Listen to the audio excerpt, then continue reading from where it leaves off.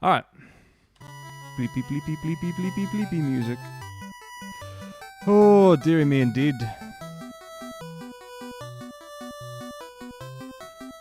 Hopefully the microphone's working the way it should be now.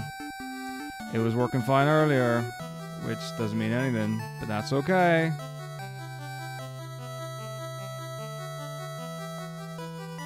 Because these are the things that are sent to try us. What's up, Max? How's it going?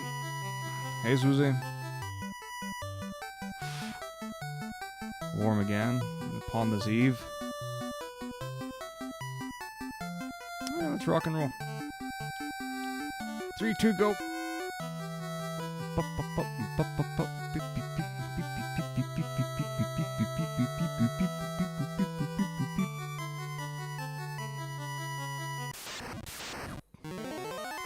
Wiggity whack from the front to the back. Oof.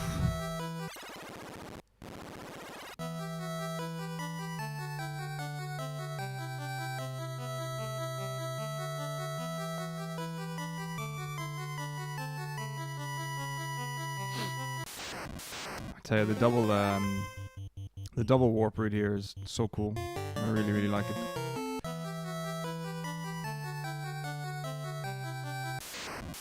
But also the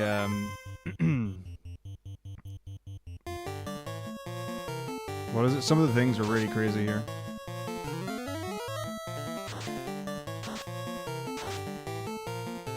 The step tiles, like, I don't know if there are no encounter tiles or whatever the thing is that's correct, but yeah. If you don't walk on the right tiles, you're gonna get behind the steps for sure. What's up, Link? Yeah, I am. 100% legitimately alive. Very cool. Can recommend. Let's go on. So I think it's the tiles that are in front of doors.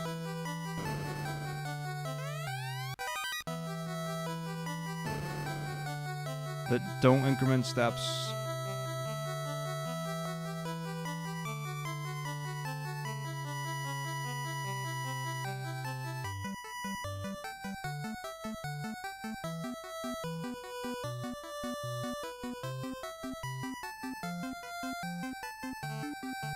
I think those are the ones that you want to take to avoid encounters. What's up, Trista? How's it going?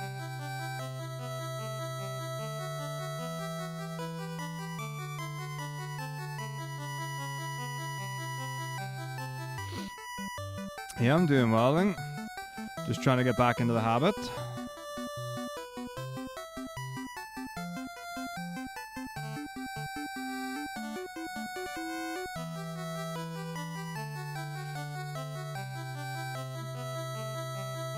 Yeah, I was watching the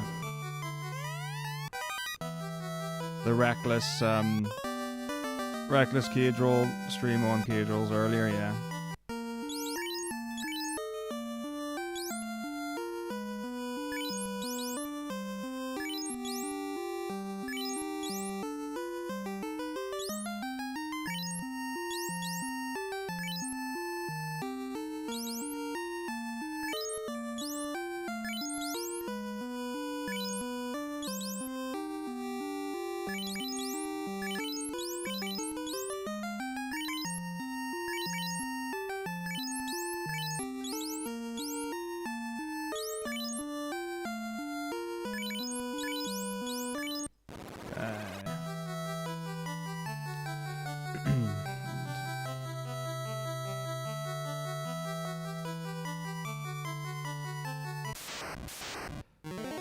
But yeah, it was really interesting. I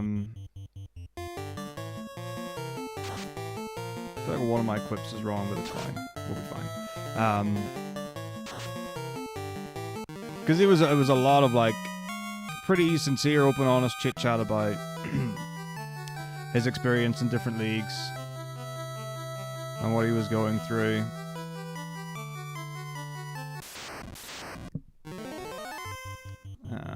And then I remember there was an interview with Whippo at some point. Can't remember when or what.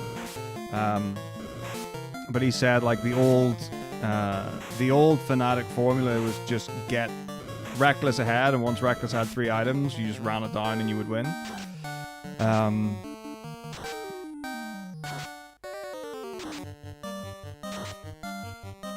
Because the quadruple TP play from, what was it, MDK GX came up on my recommended.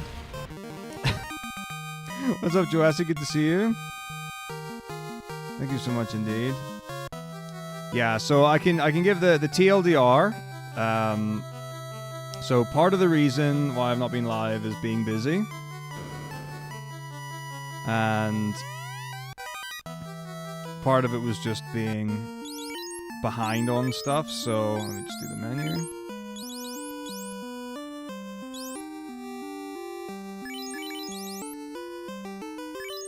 I feel like he's supposed to have a helmet. I think Ko should have a helmet, which is the bit that's wrong, but it's fine. So yes. So part of it was that. So basically, week before ESA Winter, it was like hell for leather, hammer and tongs, pedal to the metal, balls to the wall. Pick whichever you like. And then the event itself was obviously incredibly intensive.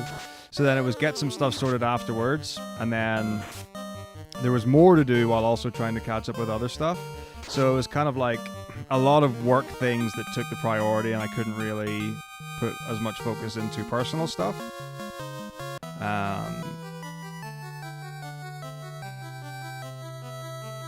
And then I was at NSG in March, was it? Yeah, we're in April. Yeah. So that was another pretty mega set of days. And then at Easter last week, I was doing like a flat out week in the arcade. So it was a lot of time. I didn't like give the time back or take the time back in any sort of timely fashion. I just didn't. Which is just the way I've always worked. Which is like, if more work needs to be done, more work gets done, kind of thing. So that was that kind of thing.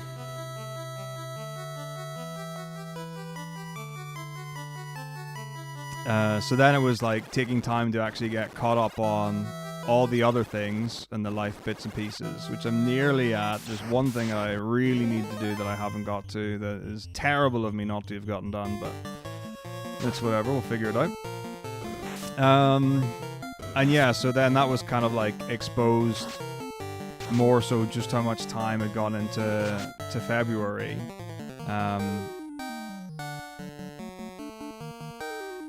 And then like what to do about it kind of thing. So, we've had a chat about stuff, and hopefully, with how things are now after that, we should be in a good place where all that extra time doesn't get built up, and I should have a reliable amount of time from month to month to do all the stuff that is planned, intentional, whatever. But yeah, thank you for the 48 months link. So we talked about this yesterday. So officially, before ESA,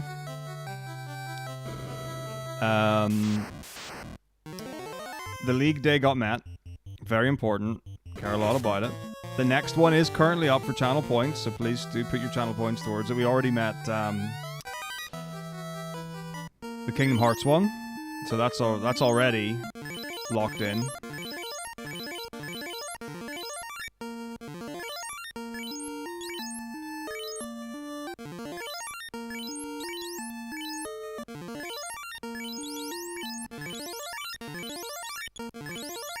But here's the thing. So that would obviously fall on a Saturday, which is like the typical full day. Yeah, he's supposed to have a silver helmet on. That was my bad. But now we're fine because that's grand. Yeah, now everything's great. Okay. But tomorrow I'm doing a charity stream for Gamers for Giving. And we talked about doing League of Legends for the charity stream. Obviously, it's a terrible idea. Probably not a great way to raise money for the kids, but it would be a super fun day to do. So we'll probably push that to next week, I would say.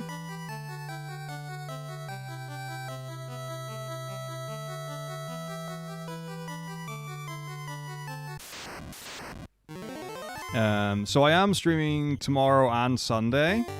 I don't think there's D&D on Sunday.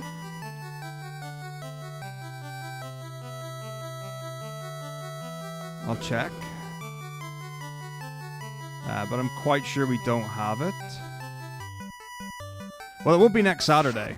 So that's the good news. Because next weekend I'm in the arcade. So that means I'll be streaming all day Thursday, Friday instead. So if there's like a better day for you then, I guess.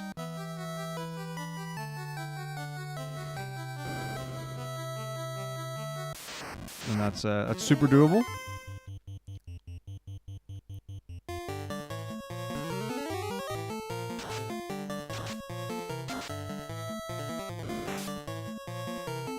But yeah, I could for sure do it on Sunday. So if D&D is indeed off on Sunday, then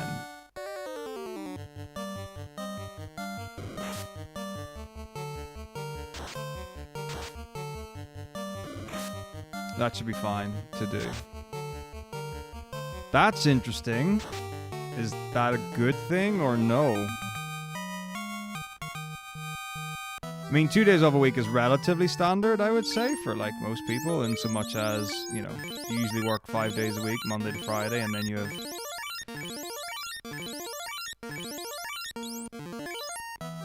Saturday, Sunday off. I don't know if you mean an additional 2.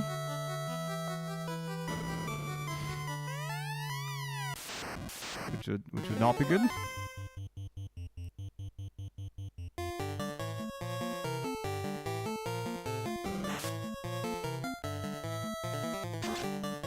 So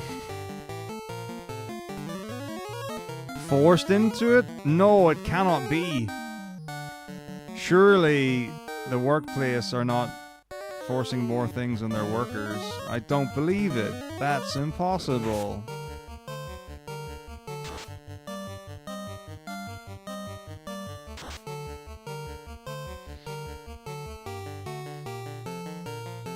Wow, Joe's getting beaten up pretty hard.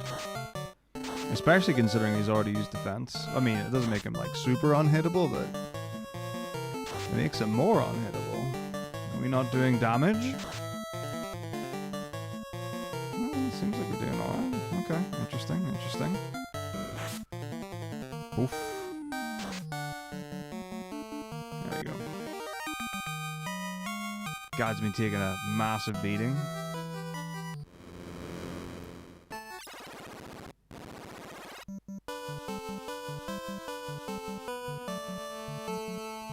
Not cool.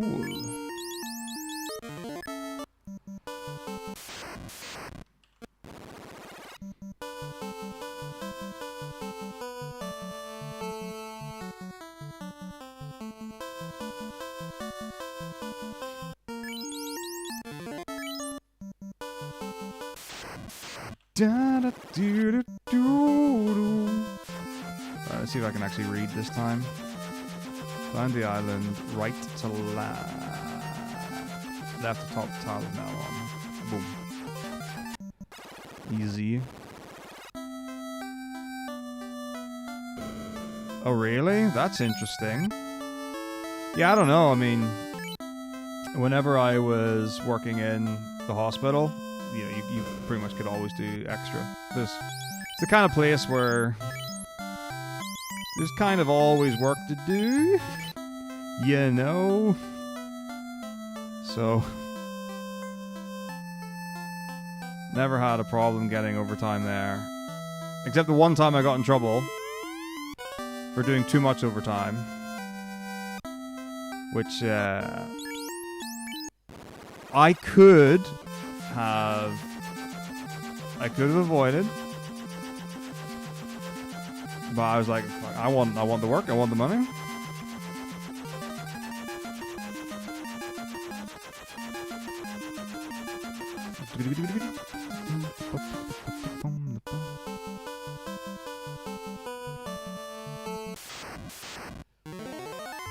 But yeah, I did. Apparently, I did too many hours.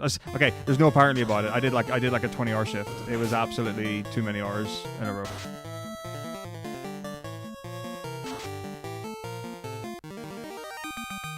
But yeah, that's sorry to hear that. I don't know. That seems kind of wild, because it's not like your job is not like super important or in demand. I don't know how much they've got.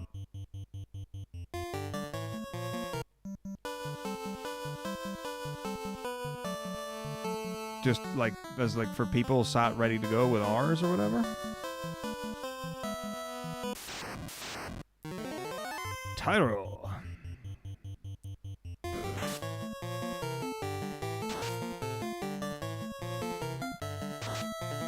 No one's eating out. It cannot be. A paper jockey. The world is an oyster and everything is important. Yeah, I don't know. I don't think... The thing is, like... So as a teacher, like, you get paid for the work you do. No, you don't. No, you get paid regardless of the work you do. So it's a really tricky one, because it's like... You've got the 1265, which says you are not allowed to be scheduled for more than 1,265 hours of work in a year. But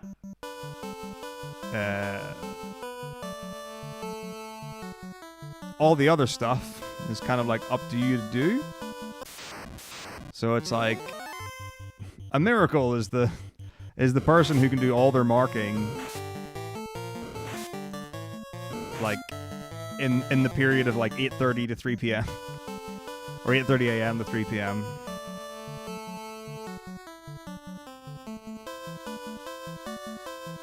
You know? And then you get the other weird ones as well, where it's like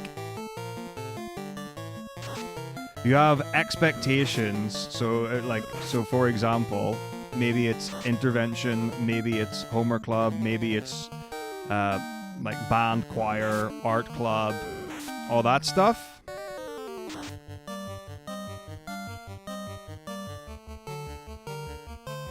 And it's like, well, does that fall under? Does enrichment, co-curricular, extracurricular, does that come under my 1265? Some places it does. For a long time, for a lot of people. That was just an expectation.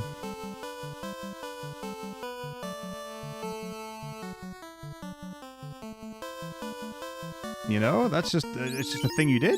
There was kind of like no question about it. You just certain unwritten rules. Where it's like, as an art teacher, as a music teacher, certain... and it's always kind of being balanced off. Well, you know, while you're rehearsing your choir, the English department are marking. It's like, well, we've got marking too. It's like, yeah, we don't have that much marking. It's like, okay. And then especially if you're like an exam marker, it's like you get 2 or 3 weeks and it's like, okay, here's 100 papers to mark, or however many papers it is. You know, it's like, oh, enjoy that, but like that's a separate thing. Like that doesn't fall under your normal teaching week or anything like that. So that is one of the things where you get paid for the work you do, but it's a lot you have to do in a short amount of time.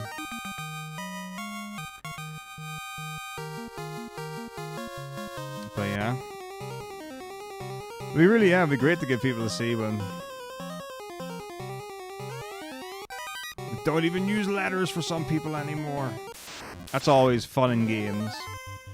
Where it's like, okay, what system are we using this year? You know. So it's like we use numbers, and then we did letters for a while, and then it was back to numbers. But yeah. Yo, Drama Fan, thank you so much for the sub. Horo.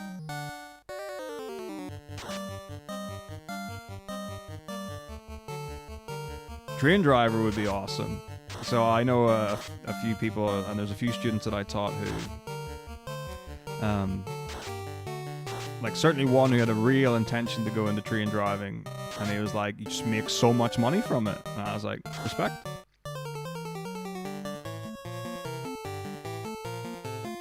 Union's a really interesting one as well, especially last year with all the strikes. Like that was a super wild one, because it's like, okay, if you're part of this union, you can strike. Obviously, you're also welcome to, like, come in to work.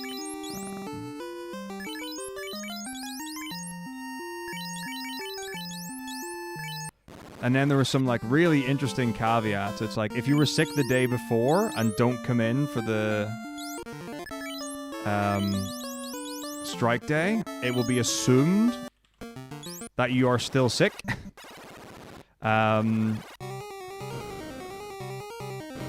Then it was things like, yeah, if you're in a different union, you are expected to be in. If you choose to strike, unpaid, whatever, stuff. But then you've got the, if you're on senior leadership, like the rules are different for you anyway, which is always an interesting one. Because you don't have a 1265 as senior leadership. Like if the principal wants you to work however many hours, that's, you say, yep, with pleasure, I would love to. Don't really get a say in that. But, you know, that's part of it. Like, you agree to that. It's not like that's a big surprise they drop on you.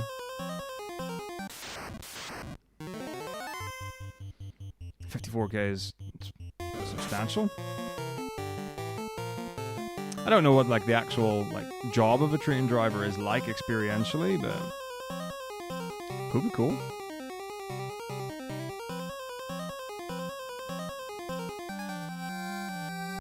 You know, it's another one of those ones that, you know, trains are still super important. People travel by train.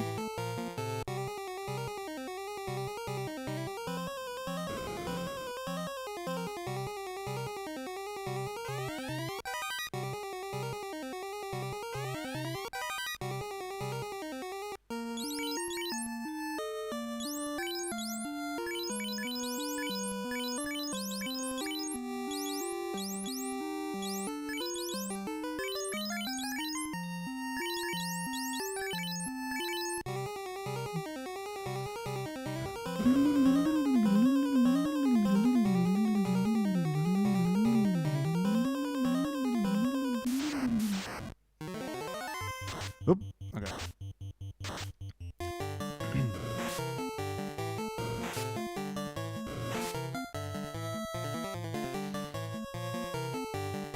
But yeah, that would be interesting.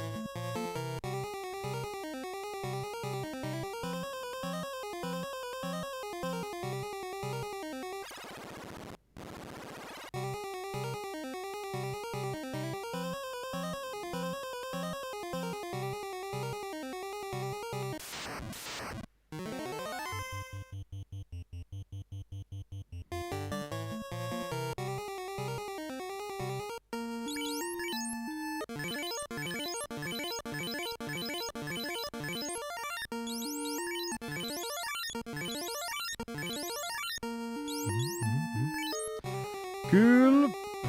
Blue Dragon time.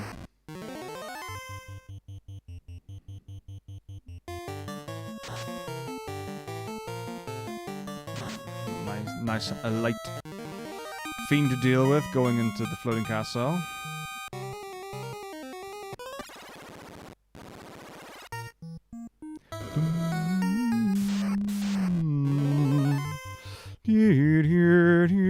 The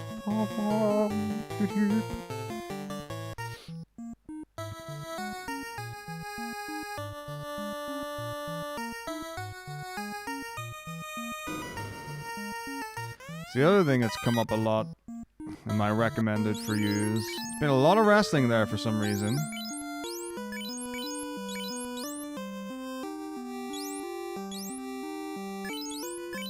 Weird. Okay.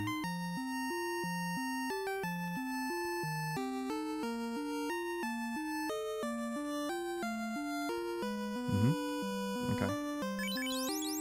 Sorry, just a weird thing in my notes. Fixing up. No problem. So I don't know if there's like some guy that's like blowing up at the minute doing interviews. I actually have no idea if he's involved, like, as a wrestler himself.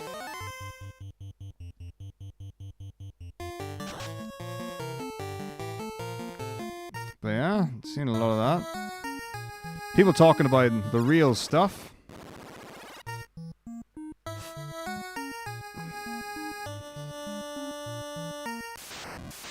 You know?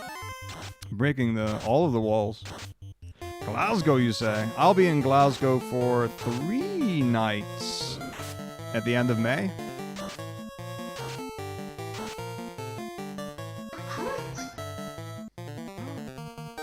Talk Mark, thank you so much for 40 months.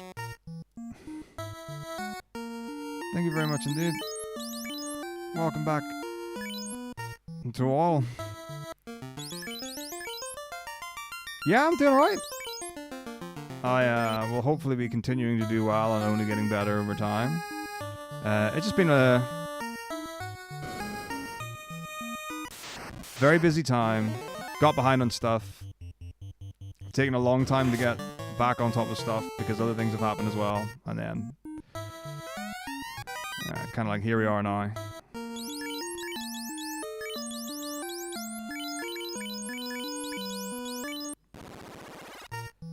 Something to that effect.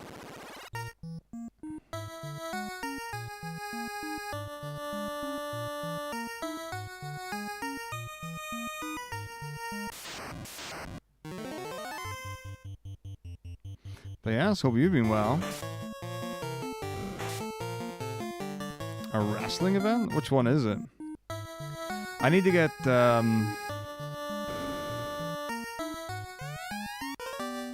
tickets for Thingamajig. Is it Worlds that's in UK? It's not MSI because MSI was in London last year, so it won't be that.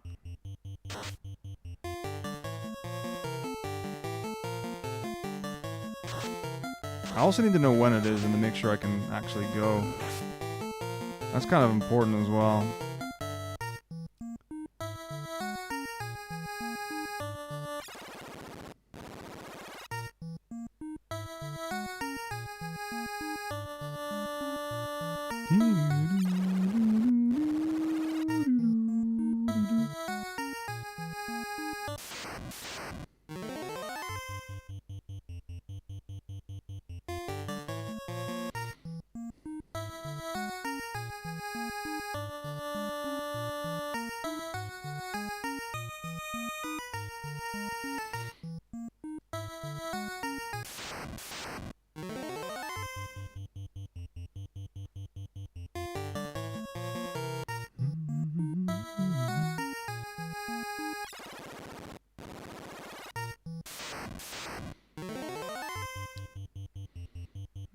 And then obviously it's the lower bracket playoffs this weekend.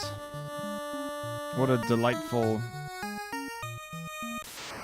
hot mess that's been.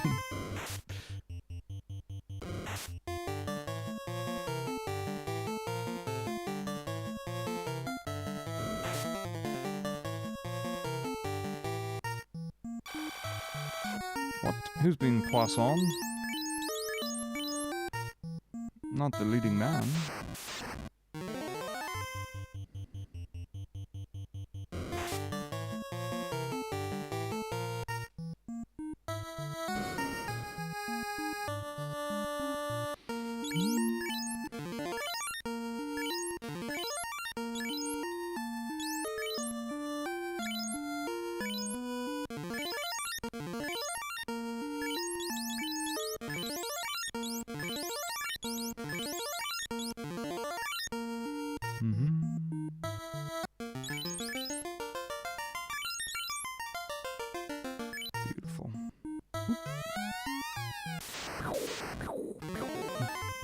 Defense. I actually think I used all my. Yeah, that's fine. That's fine. Bane. Insta kill. Let's go. One shot. Take him down.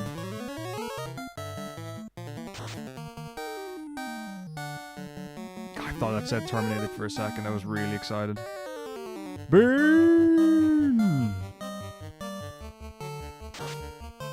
I should really be like, after you miss once, you should really just switch to fighting.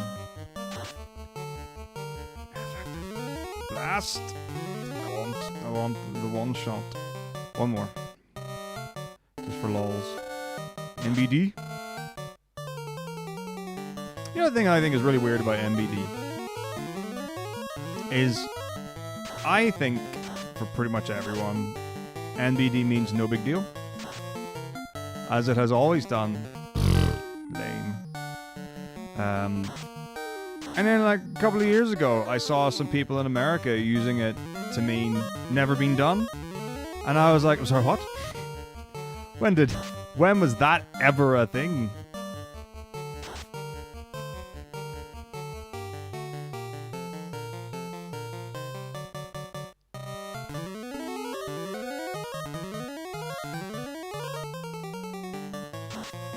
There's another pronunciation thing that I saw recently, which is just crazy. Ah! Okay, it's like, yeah. It was for Diplodocus is what it was. So the idea, because like I've had this conversation about what creature is it? There's one that I had pronounced a way for my entire life. And then I had seen it or heard it somewhere where it was pronounced differently. Why is T-Mat still alive? This is mental. Come on, son. Go down. Why am I doing, like, no damage? I'm doing zero. I have no crits. My team is crit-averse. Makes me greatly sad.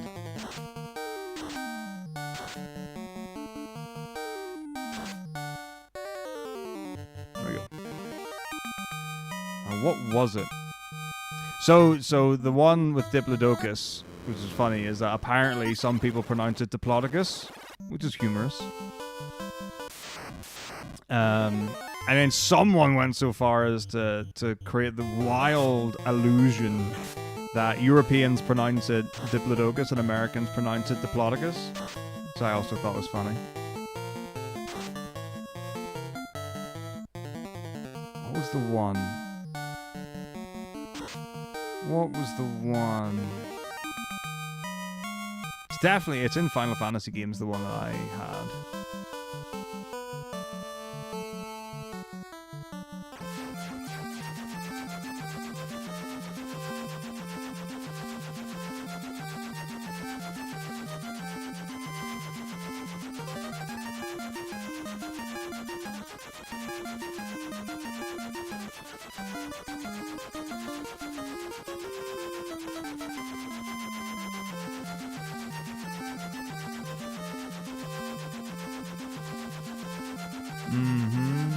Wait. Why was I so low? Anyway, that was crazy.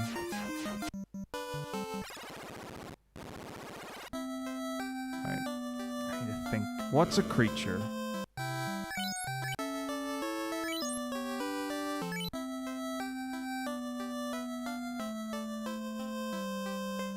I would have a weird pronunciation. Like my brain's telling me Final Fantasy 9. I should just look up an enemy list.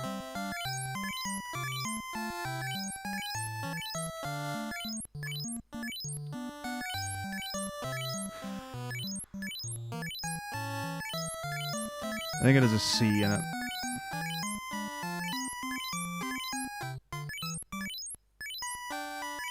There it is, Catabalpass. Instead of Catablepus. Which is funny again.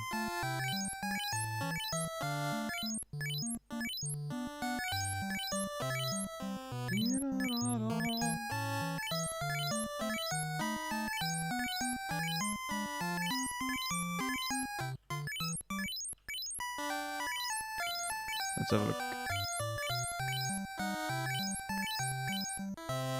The tournament will be held from September 25th to November 2nd in Berlin, Paris, and London. Let's have a wee Jeff Duke. Oh, maxed out already.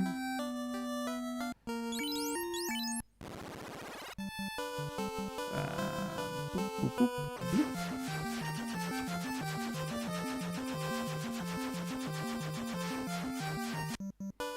Absolutely. There's nothing more exciting in FF1 now than maxing out your potion count. It is peak satisfaction.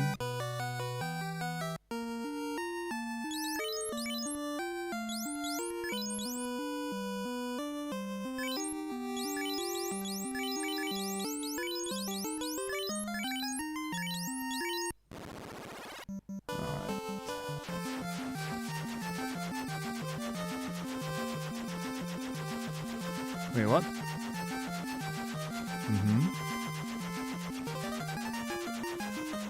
Okay. Now for the biggie to see this place. Because I know this went wrong when I did it last time. I have to assume it went wrong because of user error.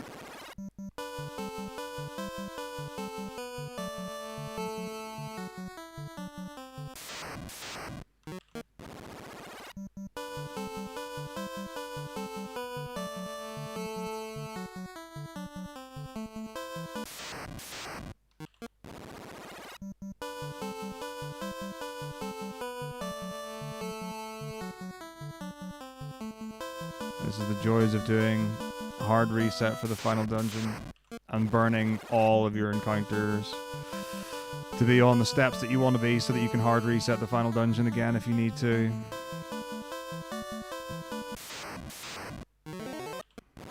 Landed on the wrong side of Chaos Temple. That's fine.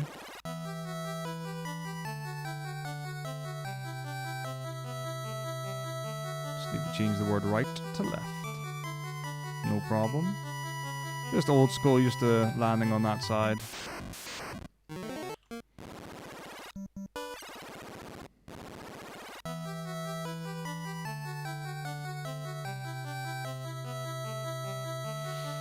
Oh, back in the day. I don't remember why we came at it from the right, but we did. Oh, there were extra steps for the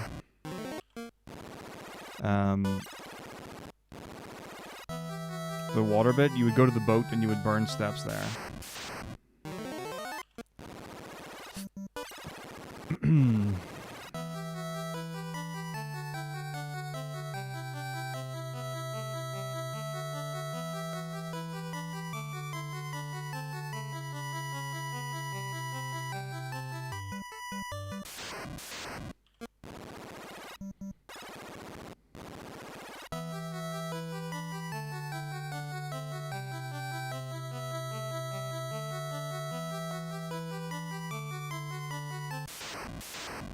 Alright, that should be us. One hopes. Left to wall. Right to wall. 1, 2, 3, 4, 5. And here we go. Nope. It's supposed to be zombies. What the hell? Ugh, I hate this so much. I definitely followed my notes right that time, which means there's a chance that I, like, had it right, did it wrong, wrote my notes assuming I did it right last time.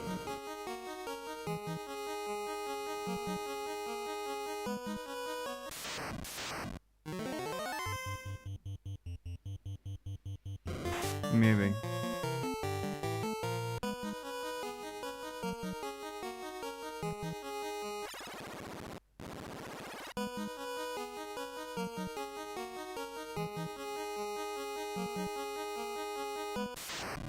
Yeah.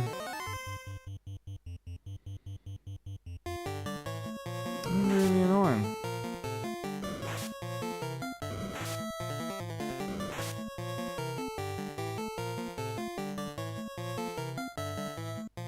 Mm-hmm.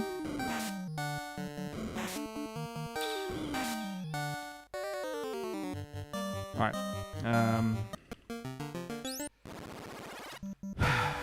Let's have a look and see. I don't think the fact that I landed on the right, because the left you're going in the forest anyway. It shouldn't be an issue. All right, let's review. It's a pain in the arse. All right, so get rid of that. When was the last? This is probably the easiest way to find out.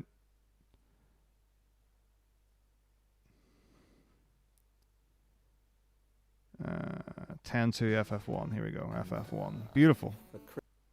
Should point out for with the second fighter and the red mage to make it a little bit. Dragon 2 starting out with ink. Turn to. Yep. Pointing out in chat. Absolutely. Two's good. Toward the sides or on the. All right, here we go. So change the spacing that you go between encounters based on where you get those encounters. That threshold for all the dungeons or for everything is. That can't be what it would be, can it? I mean, it can, but like, I don't believe it is, but it can. But it shouldn't be.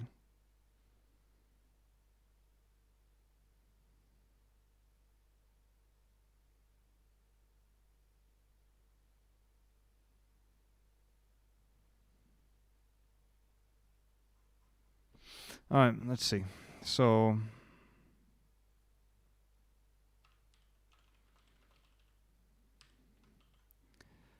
let's see. Do I have an item which I can save with? No. So I want a tent, or I just get a tent. Easy peasy.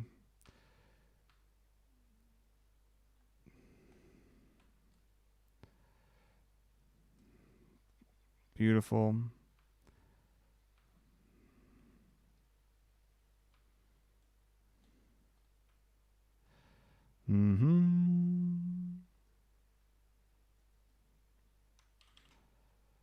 All right. So hard reset. Down one, right to wall, left to counter. Soft reset. Is known throughout. Then the same again. Cycle of the 256 encounters.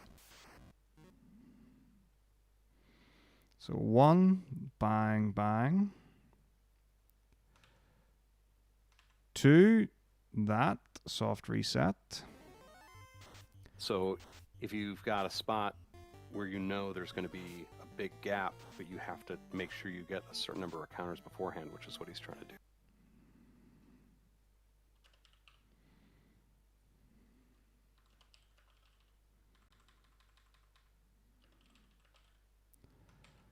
Soft reset.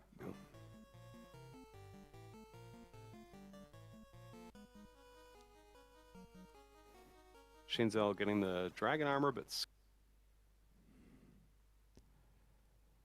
so this is 1, 2. So right to wall. 1, 2, 3, 4, 5. Boring.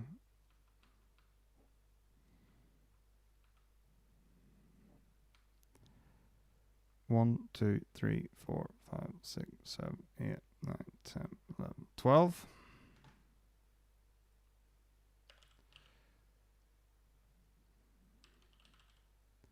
Okay. Skipping the sun sword. I know, right? Okay, and then right to Chaos Temple.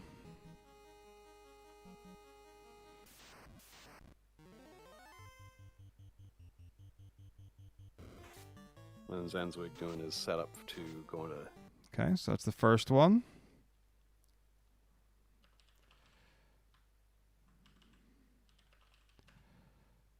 How are things, Nardigo? Caught up on the stream from last night. Temple of the Past. Straight in. Yep. Kane has see him forced again. an encounter on the second floor of Temple of Fiends. He's doing that to avoid some nasty encounter that's on the following floor. So it could be mages or it could be Back in. gas dragons. Gas dragons are unrunnable, or green dragons. So they're Soft unrunnable reset, and, back in. Kind of a nasty fight, so you definitely don't want to run into that.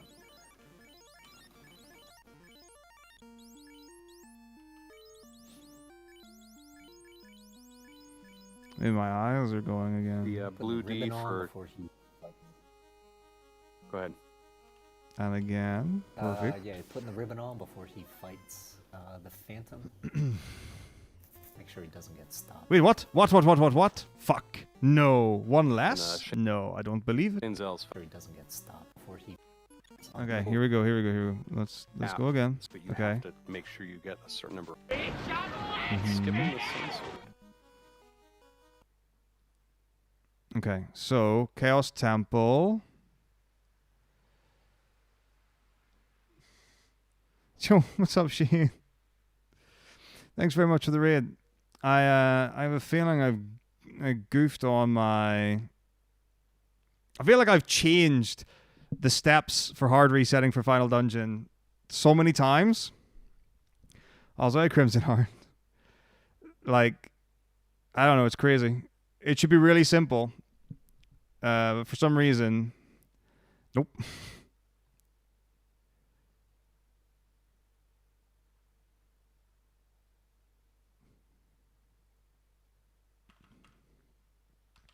Yeah, I know. It's that's the thing.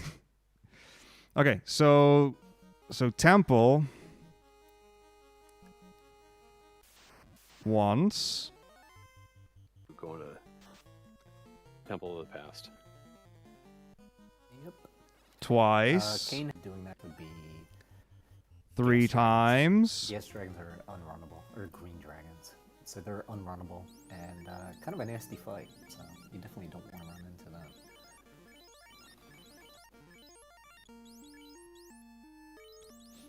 Four times. The Put blue the D ribbon on for. before he fights. Go ahead. And then you go in. Yeah, putting the ribbon on before he fights the Phantom. Make sure. Yeah. Okay. This should be correct. I don't know what's going on. I don't know how I've goofed this. Okay. So, one. Do you have to get an encounter in the forest, by the way? I was curious about that. Because I noticed here, anywhere works? Okay. Because I noticed here in the VOD that I've looked at, you go down twice and then right left to get the encounter in the forest. And then after that one, it's this. And then for the next one, it's left 12 to the end of the forest and then went right. So you're saying that doesn't matter? It's just as long as you get encounters in or out? Okay. Cool. Good to know. Because I that's all I had. I just had down, left, right, the encounter or whatever.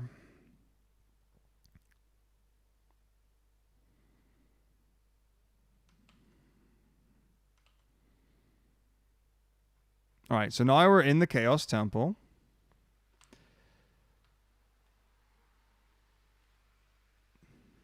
One. And again. Two. And again. Three. And again. 4. And again. Do I have 5 in my notes? Okay, now my brain's actually messed up. That's so messed up. Right, come on. Chaos Temple once, 2, 3, 4. I have 5. Why do I have a 5th reset? That's messed up. Okay, well, there's the problem.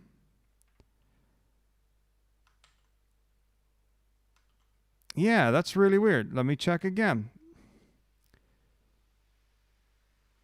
So write the Chaos Temple for the first time. So Chaos Temple reset, that's 1. Chaos Temple reset 2. Chaos Temple reset 3. Chaos Temple reset 4. And then now, left the wall, right the wall, 1, 2, 3, 4, 5, down, up, zombie. Okay, there we go. The fight after is Frost Dragon, but I don't think there's a White Dragon. That's why do I have 5? Because the thing is, I got it wrong in the last. I'm sure I got it wrong in the last marathon and had to check. And then I have a feeling I updated my notes to be wrong.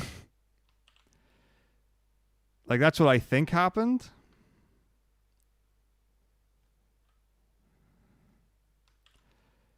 I think I just read them wrong. Like, the way I've written them is absolutely not the easiest way to write them, but is the most factual.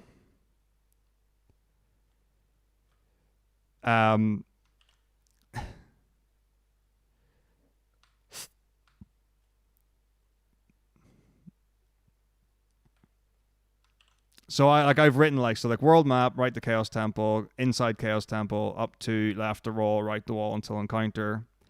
But when you've got the exact same piece of information 4 times in a row,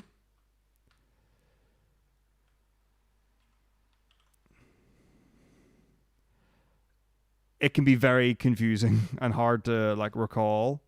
But I think the easy way, or a reference point, is that the 3rd soft reset inside the castle is a very quick encounter compared to the others.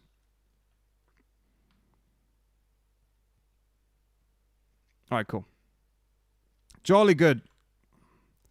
Okay, let's do it for reals now.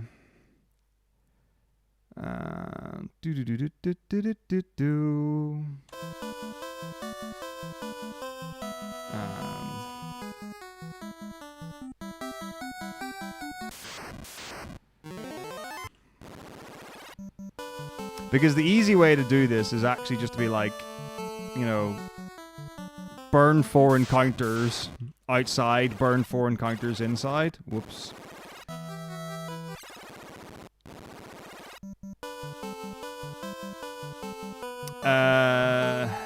You only reset 4 out, 4 in. And then I've now lost count. I think this is that was the second. Yeah, I mean, that's the thing.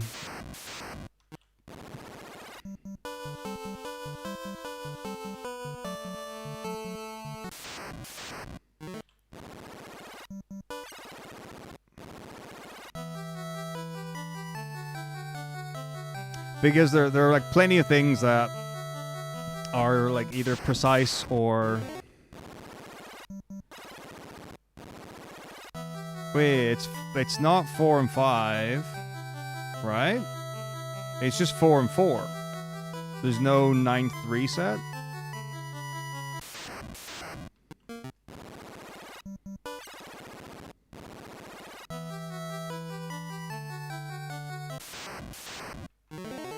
Because now I'm getting confused.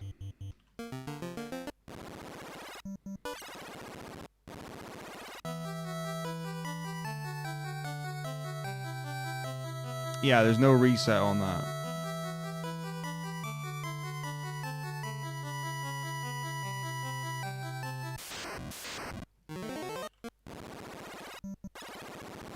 Mm-hmm.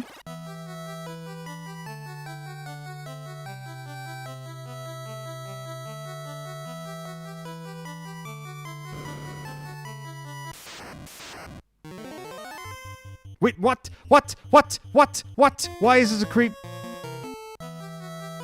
Ah! I can't deal with this. My brain. I can't handle this. I can't handle it.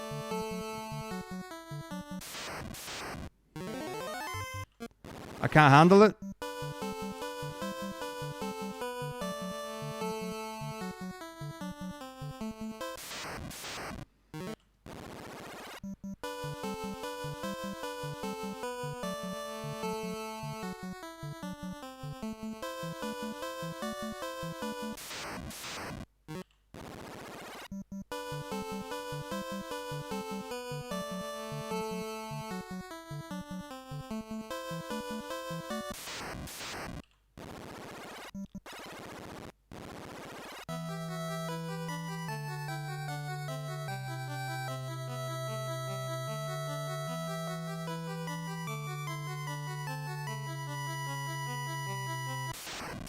Mm-hmm.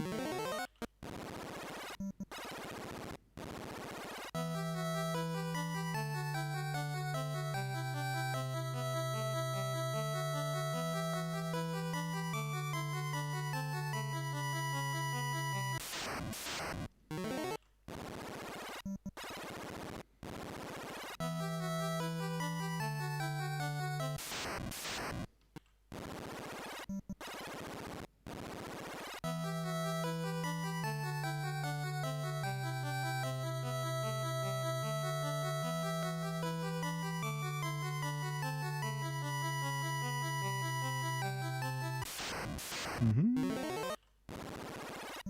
All right, here we go. Mm-hmm. Mm-hmm.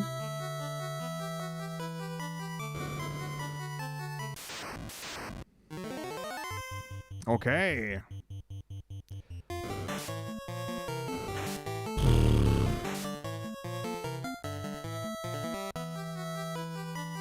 I don't know why I got creeps last time, though. Like, I was absolutely 100% certain I did the right thing the last time as well, but I got creeps. That doesn't make any sense.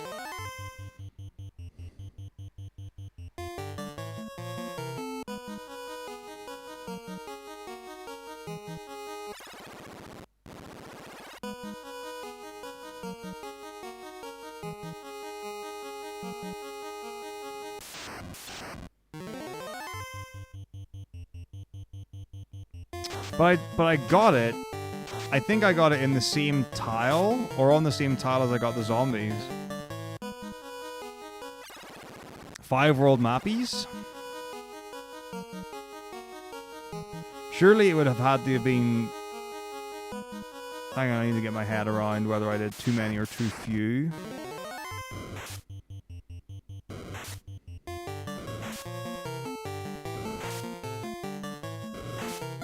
No, surely it would have been... Okay, unless that changes the packs.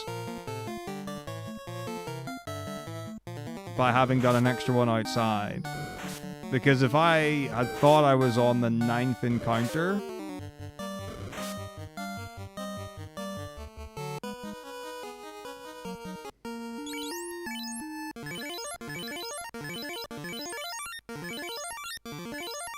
but was on the 8th...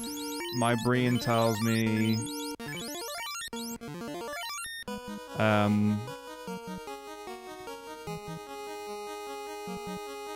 that I would have done one too few.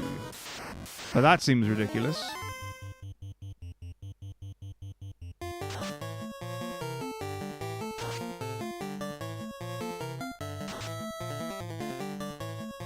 It's too much.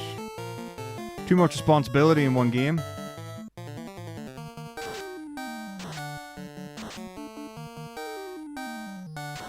Need more of these like easy peasy PlayStation Final Fantasies where, you know, you can just fix your step count by taking a few more walking steps here and there, going in and out of the menu in it. Revolutionary.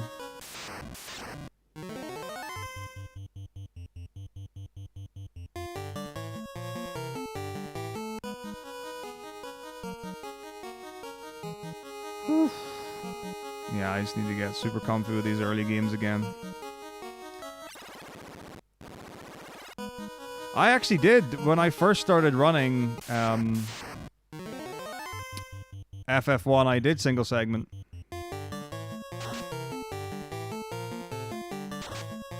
It was the age-old... oh, I'm watching Feasel and Feasel's doing single segment. That's cool. I would like to do this. I too will run single segment. So I'm pretty sure, if I remember correctly, like he got the single segment world record before getting the no RNG minute record. And yeah, I finished like 2 runs ever or something. Like, yeah, I feel like Yeah, there was something to that effect. Like you just never beat the game.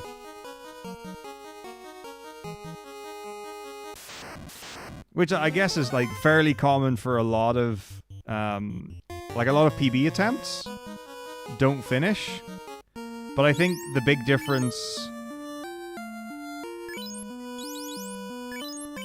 was that like this is like when I had started the game. It wasn't like I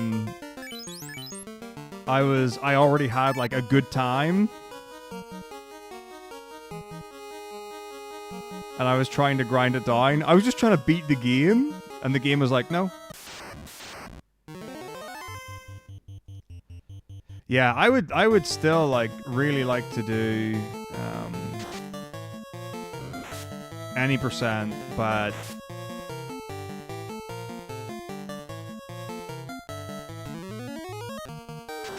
I need to learn how to do it, I guess.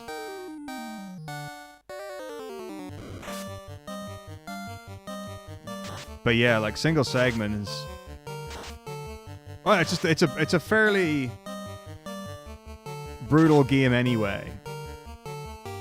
If you're going for serious times, one's a pretty brutal game, all things considered.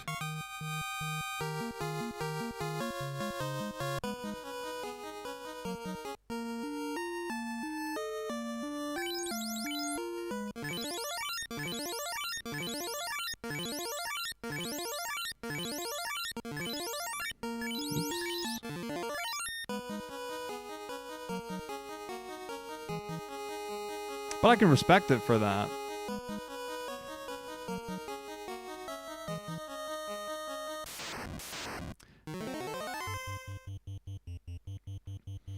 Like it's always I've always found high risk runs exciting.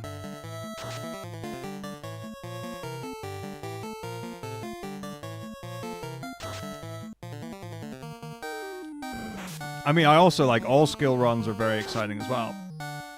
But like a thing that has really interested me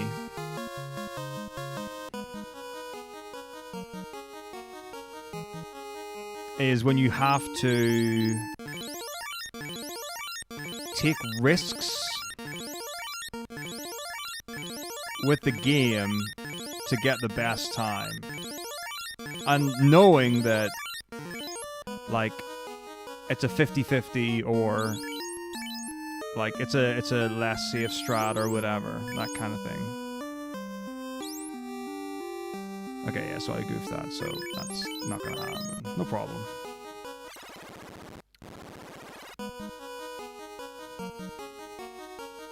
Yeah, one missed buffer and you're done. But yeah, I would really like. I mean, like I do like high skill runs, but it's one of those things where I just don't understand how to do the run. And when I looked into it, I didn't understand how to do it. Like, I tried to do the first fight, and it didn't work. And, you know, and I asked a person or two.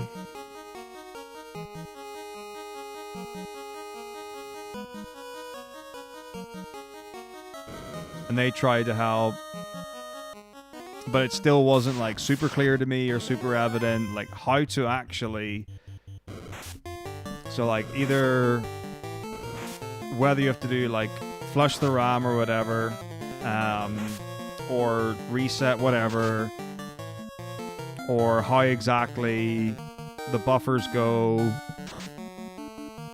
It's like the fundamental things of how it physically works mechanically.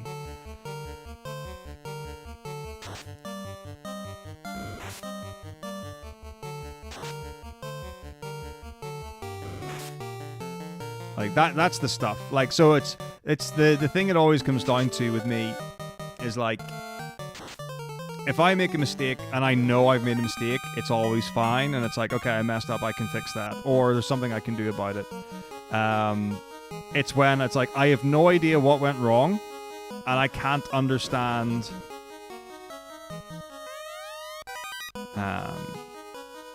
how what happened could have happened, that's when I tend, like, I'll get frustrated or angry at that.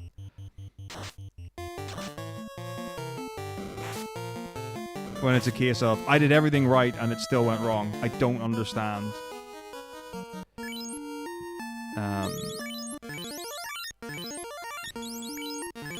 And as far as I knew when I was trying, the any % stuff,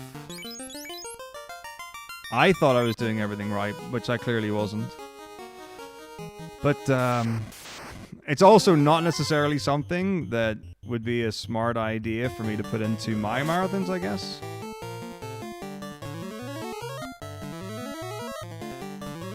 Wow, the thing is, I genuinely never got past the first fight.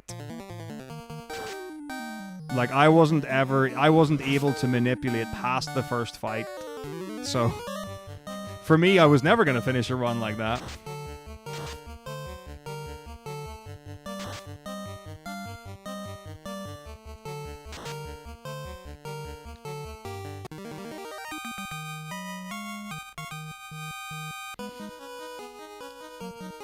But yeah, it's a biggie, because it's not like, it's not super long, and I say that as a person who knows fine and well that a lot of people will consider a 2-hour speedrun long.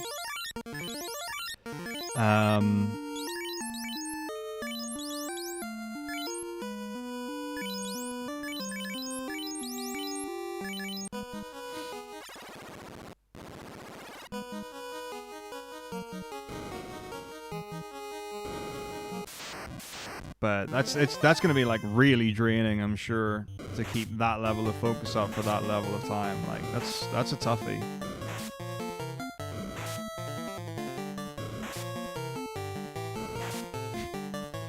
Sounds fun. But yeah, it's something I would really like to do.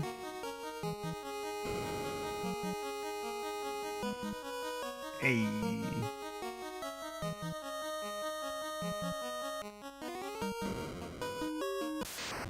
And the reality as well is, like, that's the kind of run that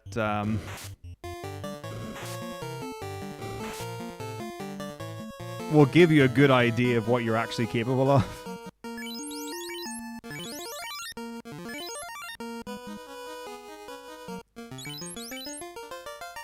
And that's a good lesson to learn as well.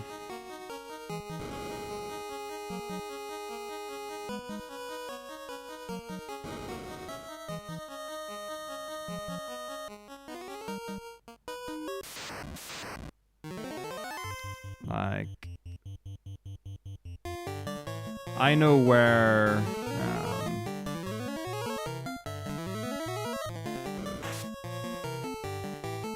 some of my strengths lie.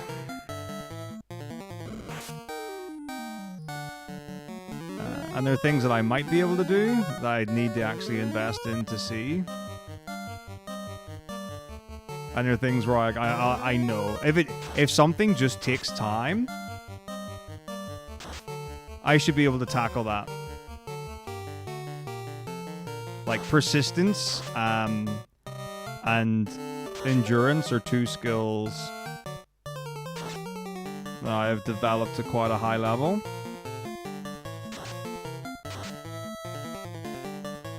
But I've had things that I've not been good at.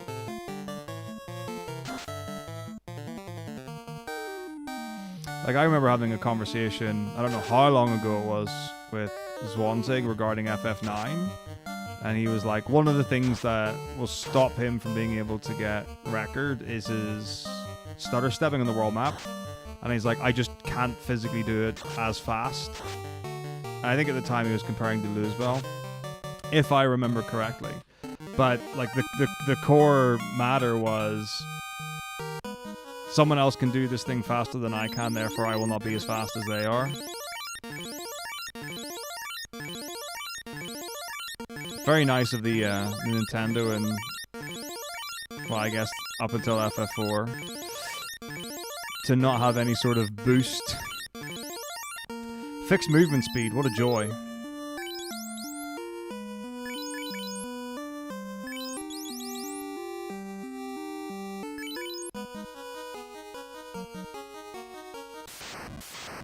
Well, the thing is, like, it actually is a physical limitation. Now, whether or not it's a defining...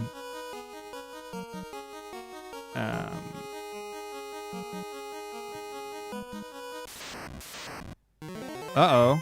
That seems wrong.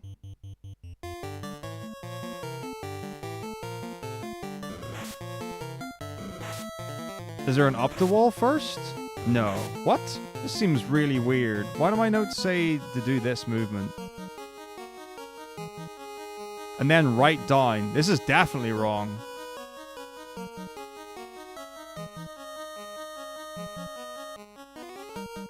Oh! Never mind. I'm an idiot. It's okay. I just can't read. There's no up.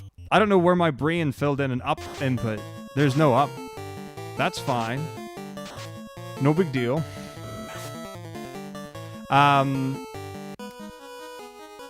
So yes, whether or not that actually, would be a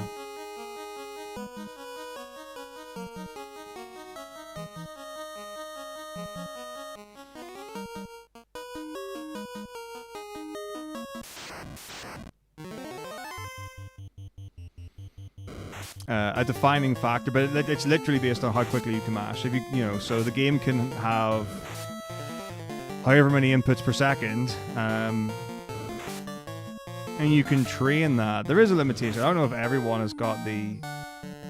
Oh, right, okay, yep. Sorry, my brain's frazzled now.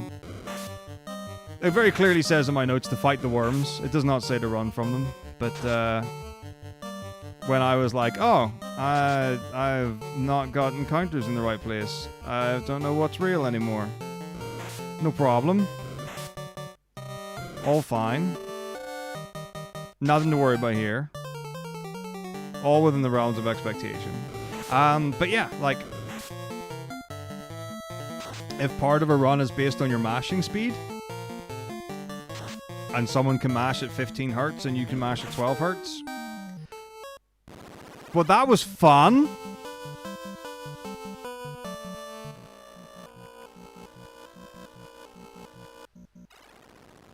What? Oh, I don't know. I don't know what you mean. What's possibly happening? It's ridiculous. My eyes are not as good as they used to be, apparently. And not only are they not as good as they used to be, apparently I just can't read words anymore. It's a real problem.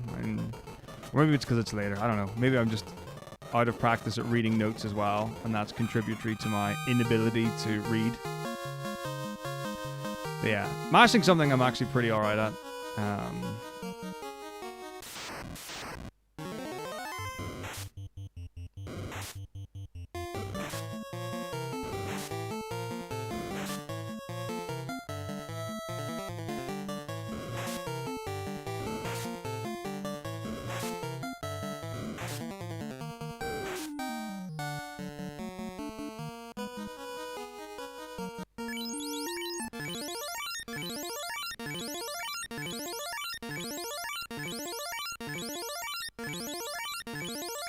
Yeah, it's interesting, like, I mean, the game that's the most input heavy, I guess, or has the most, like, something like APM or whatever you want to describe it as, would be Symphony of the Night. I was very good at that.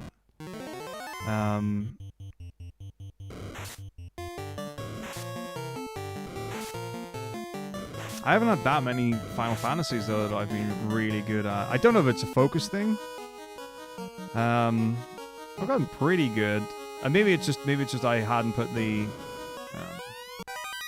time and effort in. Maybe.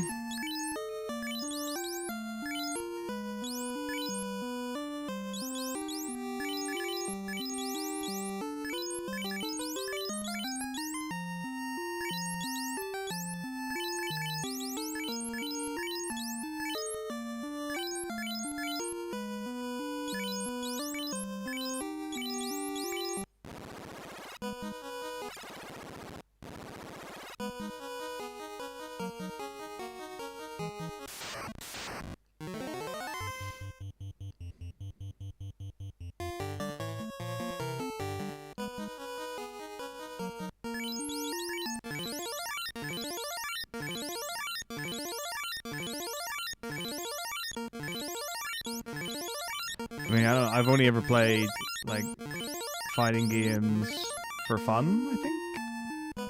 Things like Tekken or whatever. I don't think I've ever tried to do like proper strats or anything.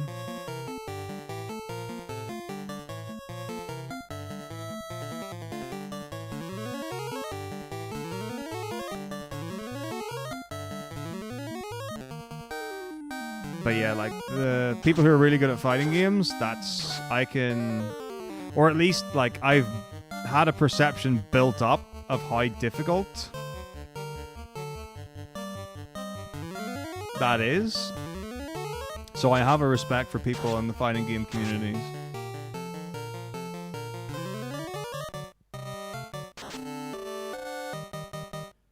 But then even like things like the Super Mario Bros. 1.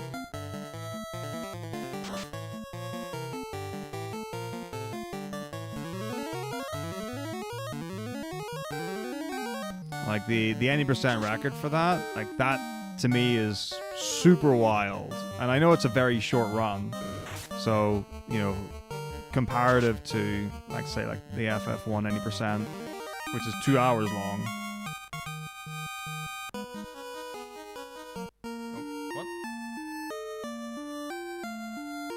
Oh, I've been missplitting.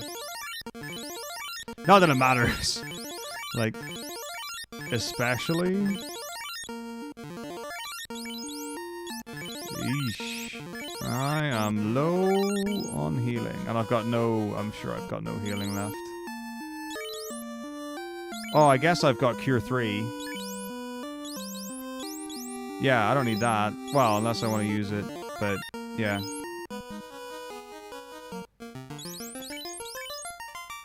That's one of the, like...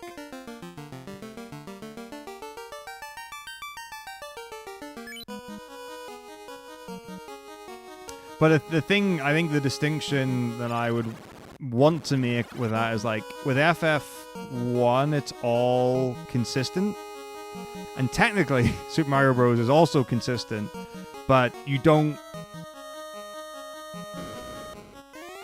buffer the inputs on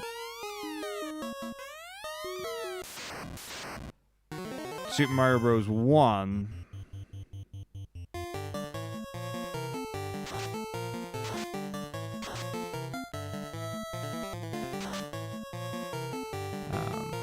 But I reckon, like, the rate of success is probably similar. I'm kind of confused now. I don't really know what I was getting at.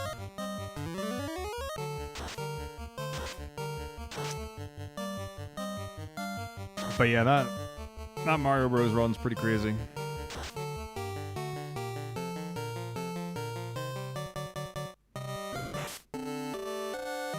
So I think I want to get some marathon times on my splits, because some of them are. I've said that for higher. I don't even know, probably over a year now. Some of them are so funny.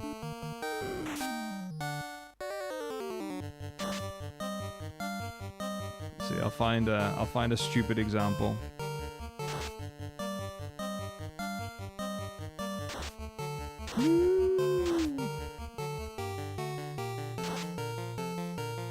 Get him! Hey, what's up, Captain Mask? Doing great. How are you? Whippity whip. Boom. Alright, cool. That split obviously is lies and deceit, so there we are. So, like, that,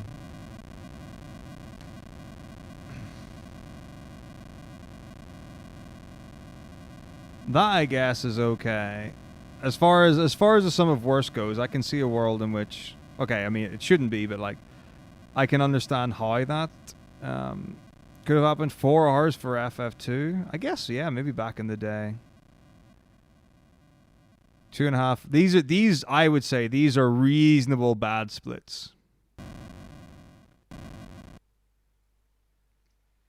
These are reasonable bad splits. These would be okay.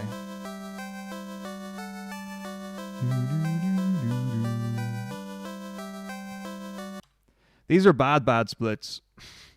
These are maybe too bad. Like, these should probably be cleansed. I want to find the really funny ones, though. These are bad splits. This is the first ever run I did.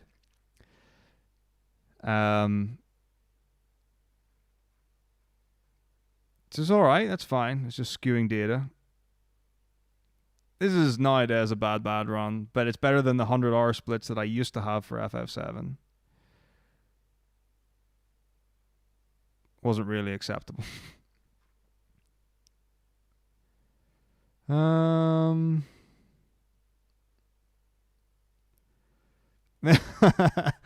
These are unacceptably bad splits. 15 hours for FF8.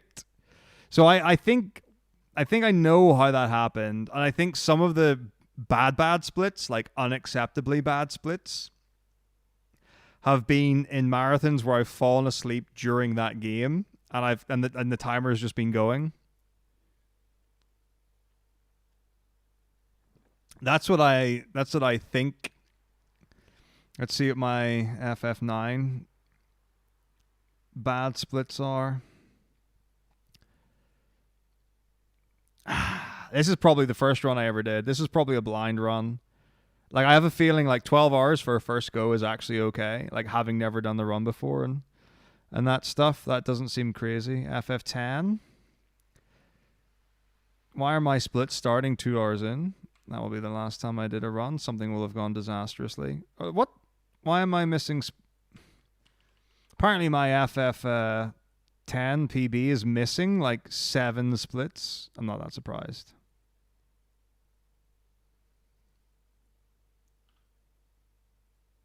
But yeah, 17 hours, those are unacceptably bad.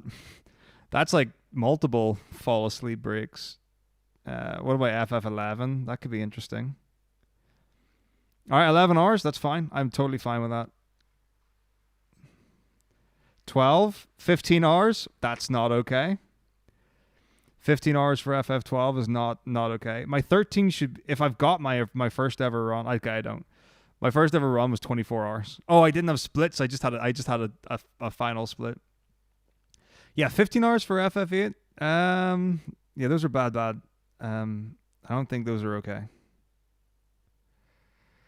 14. Oh, this could be really bad.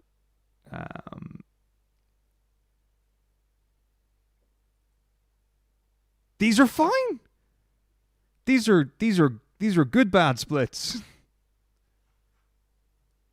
This has got to be like I must only have. Oh, these will be the new ones because of how. Did I do new splits for 12 or for 14 after the update when they changed the quests and stuff? That's a possibility. I'm okay with those, right? What are my 15 ones? They should be fine. Yeah, those are okay. Those are fine bad splits. My 16s 15 hours? Those are bad splits. That's like probably what the first run I ever did, like actual run. I have no problem with that. All right, let's scrap some stuff because I don't need these clogging up my splits anymore.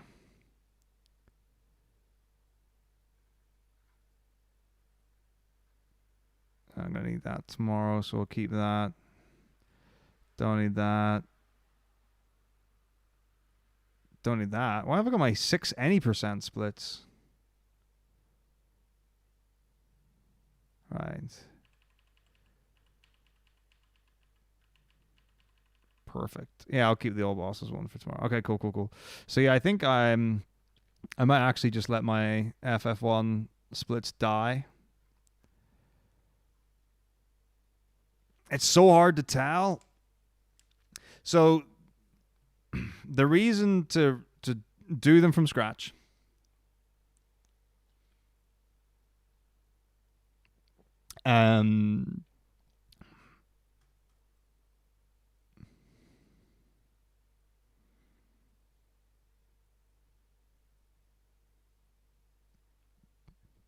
is because of marathon stuff.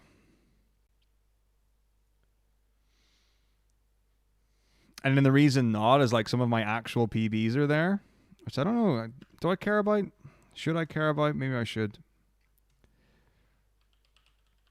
I can do marathon ones of it. It's fine. Boop. All right. Zonk. And that doesn't. The thing is, that doesn't delete all the splits, does it? Maybe it does.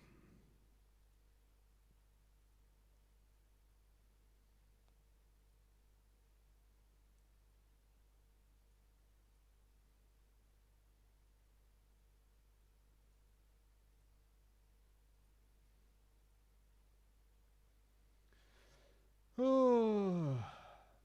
All right. Let's run it back for, I don't know.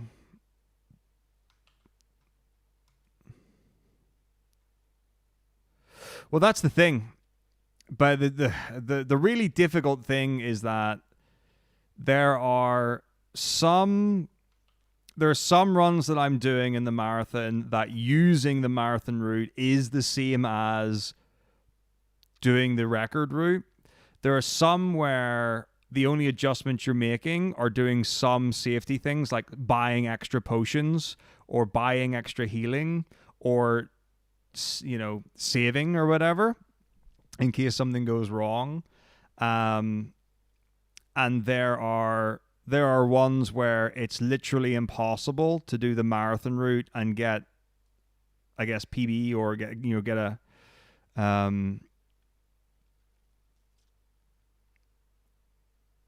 a substantial good time.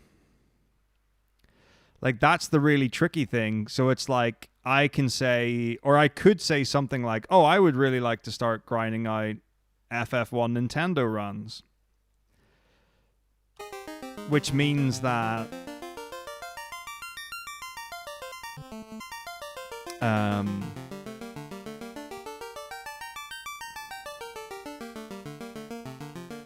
I would be doing something completely different from the marathon. So the argument there is, well, that's not benefiting the marathon, so is there a good reason to do it at all other than to, like, or is that, you know, is going for a leaderboard or is going for a PB or whatever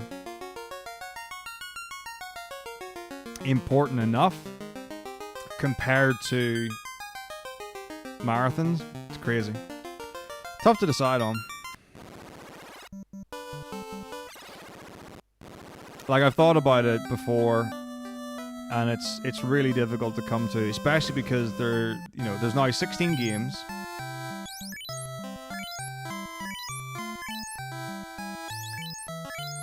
Of which I am only good at, I don't even know. Oops. Let's say half of them. Just to make it simple maths-wise.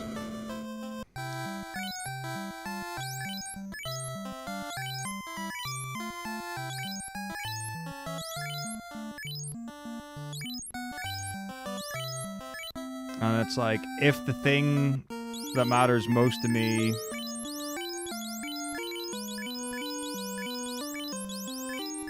is that 1 to 16 marathon being successful, then really everything comes down to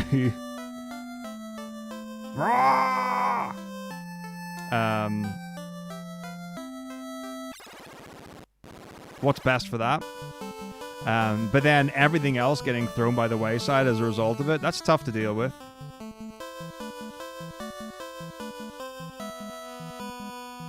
What do you mean by skip him? Other than going to the right and going to the other guy?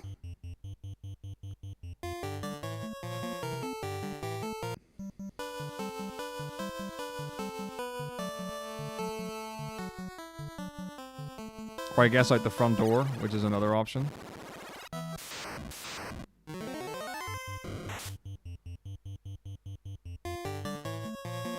Well, you can clip through him? Is that what you mean by skipping?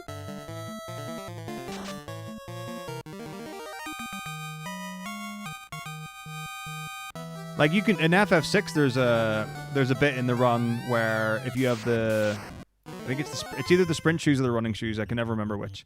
The ones that make you run faster on the actual tiles, not the one that makes you faster ATV. I think it is sprint shoes. You can actually menu beside a guard that's moving and clip into his hitbox and through him. It's very cool.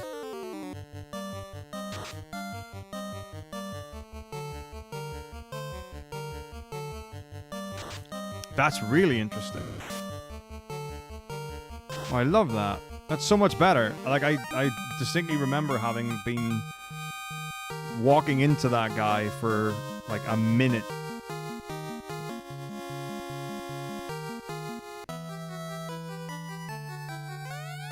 In the top 7 tiles of the top 7 rows, every menu NPCs can walk through.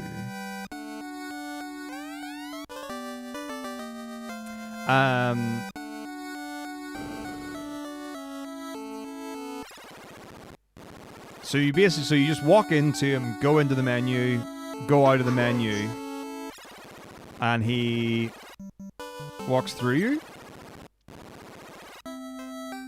Yo, what's up, Leonis?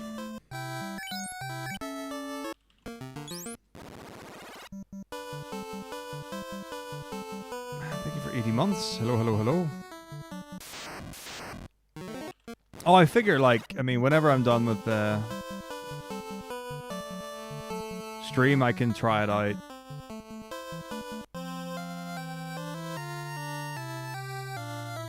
Can't imagine it'll take too long to do.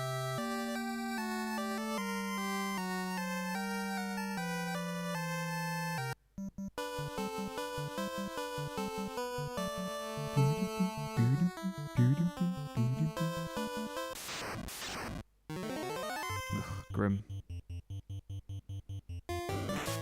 Yeah, I mean, it sounds straightforward. The fact that they're walking through you, you know, and it's not a timing thing, because in 6 it's very much a timing thing, and it takes me multiple goes to get through the guy. But because it's a timing thing. Yeah, that's correct, Captain Math. So 1 to 16 has been conquered. So Christmas passed. Got through 1 to 16. I don't know how long it took. I don't know. My assumption it would have to have been something like 140 something hours. Let's find out.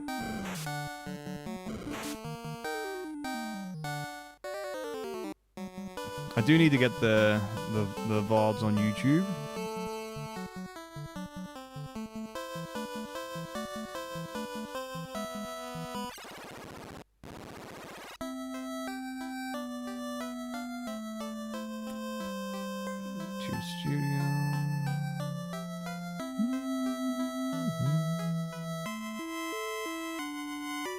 Oops. Blast and yeah, do the equip this item. Love it. Very exciting.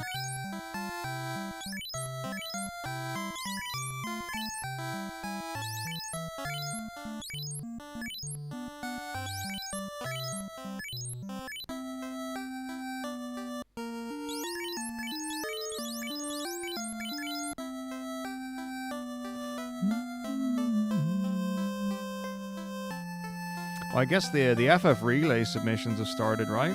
Is anyone putting in for that? Alright, let's see.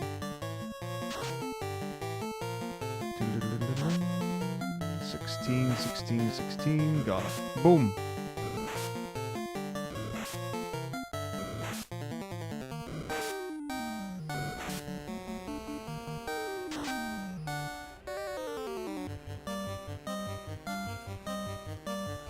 The North Guard. Hooray. Let's go. Yeah, so the last marathon was like 145 hours.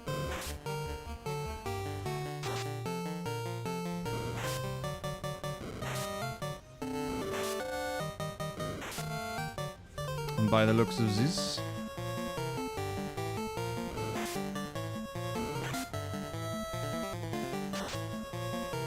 So my 16 time was like 12 hours long, which is about as good as I expected it to be.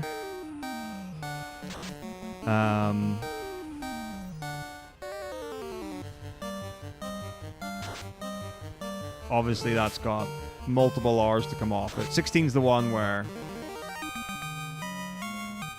I have the most time saved. So I really should be investing an amount of time into that. But the reason why I'm not doing it right now, or I probably won't stream anything until I'm doing like another attempt, is because there's quite a bit that I have to learn.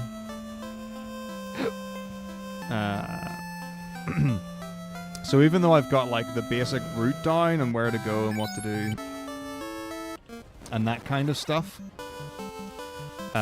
the fights are one thing that I absolutely need to practice and get good at, because unlike 15, the fights have a bit more to them. Let's just say that.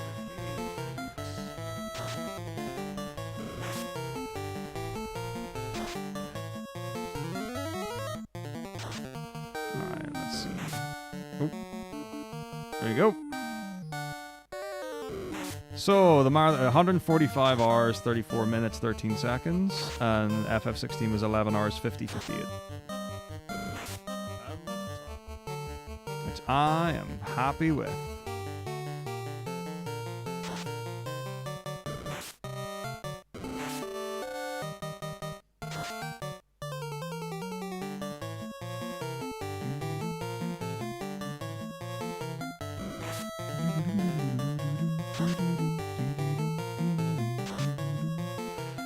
So I don't want to like say that, you know, you can take the 15 combat for granted.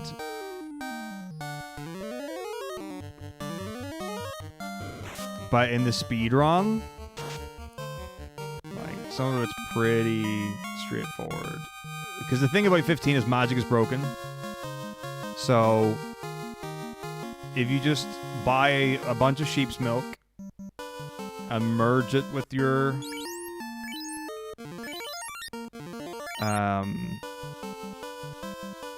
element, you're going to do a ton of damage, and then you just wallop them across the head, really.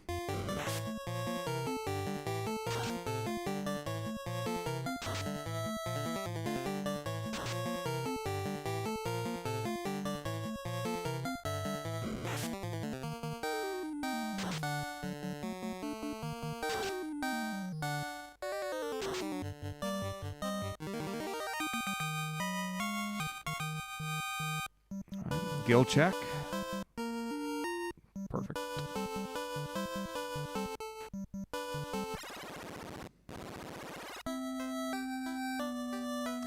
But yeah, I think 15's combat gets a lot of flack, which may absolutely be warranted on the basis that it's, not to say it's fairly simplistic, but for a lot of people I get the impression that you got a weapon, and like no weapon felt particularly special, they just had different attack animations. And you would just smash circle. That was kind of it. Until things died. Alright, no worries. All the best. Thanks so much for the raid, Shane. Have a good one. Take it easy. I'll see you again.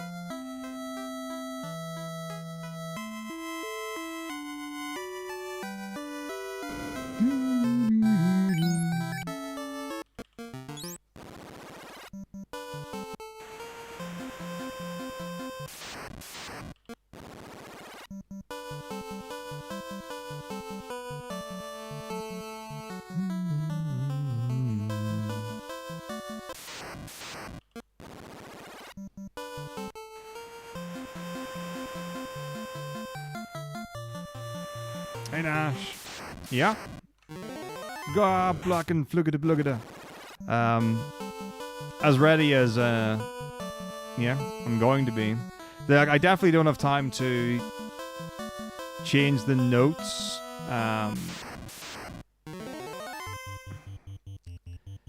to make them like based off the new 80% stuff, but that's totally fine. I will do it for next time with forethought.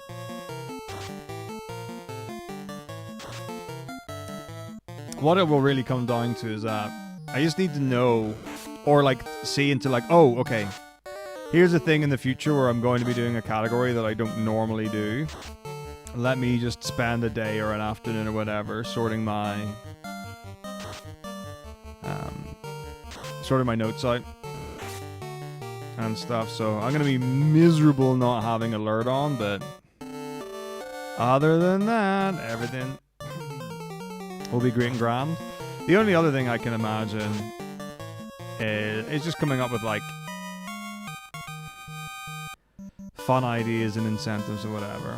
Well, the thing is, the notes that I have are the world record notes, or it's the world record run. But I much prefer our any percent stuff to that. So I think that run was largely based off. In fact, it might be. Well, I don't even know if it gets night. I don't even remember. I've only used the route one time.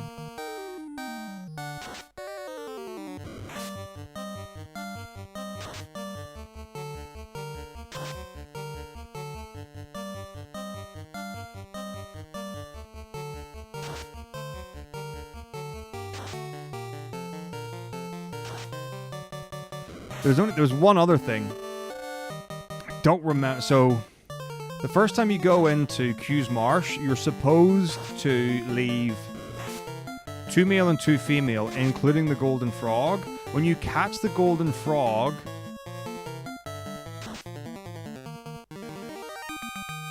it doesn't tell you what gender it is.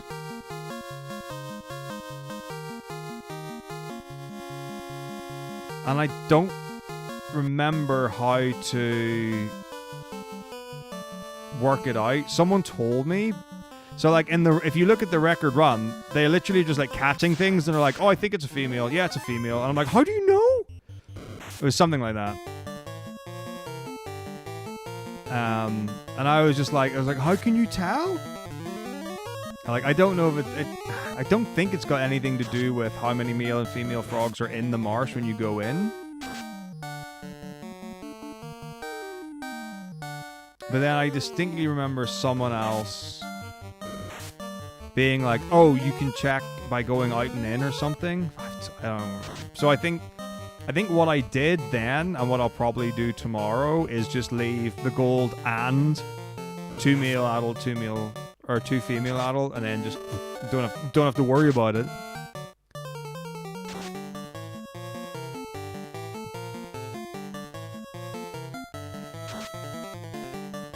So the only problem there is that every time you go in, you're effectively choosing to have one less frog, I think. But I don't know how many surplus you would have at the end for the last checks. Like, I don't know how many trips there are to the Foggy Marsh. But additionally, what you can do... Also, hey, Levi, lovely to see you. How are you? Thank you so much indeed. The other thing is you can chase the gold frog. So that's another option where when you clear out one, you can go to the next one, and if it doesn't have the gold frog, reset, and then make sure that you've got the gold frog, basically, which gives you your extra one.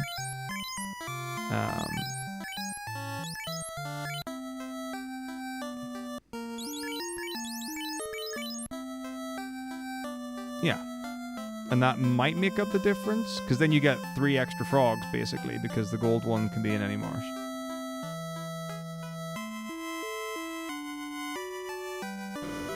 I mean, but regardless of all of that, we're here to have fun.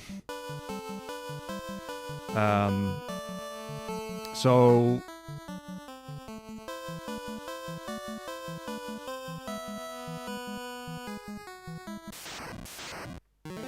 The other thing then to think about is, like, are there any other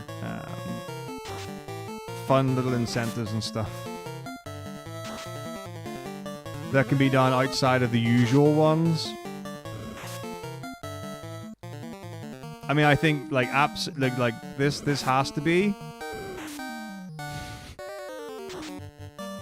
This has to be redeemable, right? There's no question about that.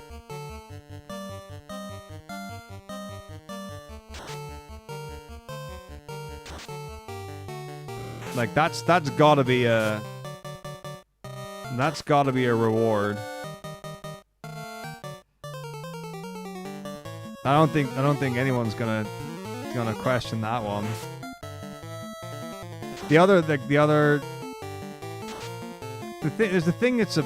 It's a bit of a bummer for me, right? Because I think it's great, but I don't think it's got long-term application. Is maybe the polite way to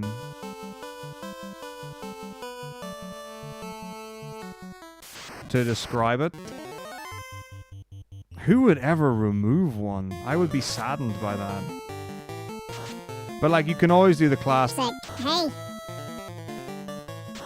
listen, what happened? Or maybe you can change the image. That could be fun. It doesn't just have to be an Ozma gift, you know?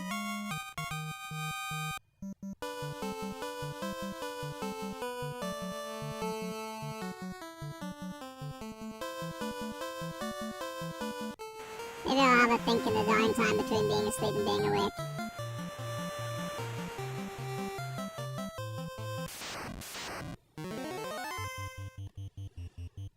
The problem is when you get down to this, it can be a little hard to hear exactly what words are being said.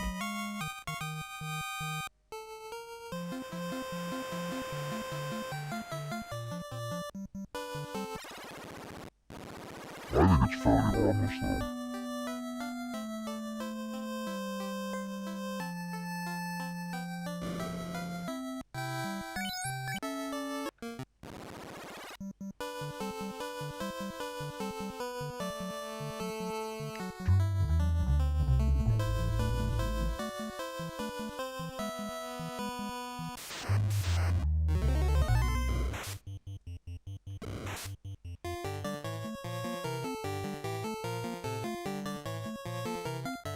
I think like Maybe having some rogue steals and stuff could be fun as well. Although maybe limited to a certain amount of attempts. I do not want to go through 8 hours of Mithril Sword again. But part of me really does. Oh, I need to start scheduling out my long weekends. I think that's important now. So 2 weekends away, it's either try to beat Final Fantasy XIV or try to beat Rebirth in 4 days.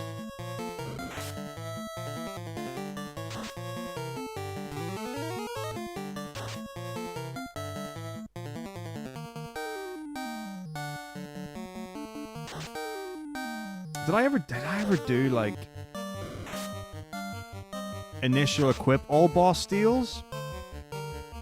Did I ever combine the two together? I know I said about it, but I don't know if I've ever done it. I've definitely done the individual runs. That should be a run. I mean, it shouldn't. It's terrible. It's literally one of the worst ideas imaginable.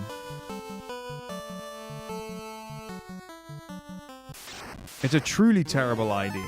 Like,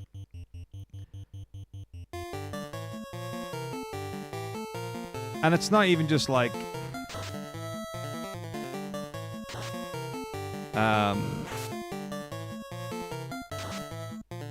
it just makes it longer, whatever. The biggest problem is that you don't get Bandit. So you never get rid of the all steals actually go through the steal check. And then you never get the Thieves' Gloves, so you never get to increase...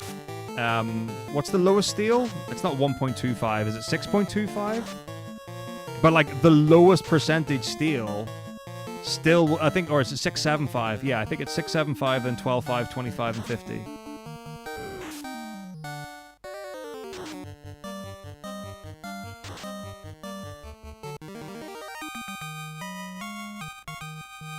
But either way, like that's the reason not to do it. Because you don't get Master Thief. Like that's the biggest problem. So like you go into Ozma, right? The thing is, if you're gonna do Ozma, like at that point you might as well do all the friendlies. You get no benefit from it other than being able to physically attack Ozma, and shadow damage does damage the Ozma. You're probably going to have to farm to level 99. Oof. That's a table of misery. And you're just gonna be sitting there like desperately trying to steal 4 elixirs or whatever it is, or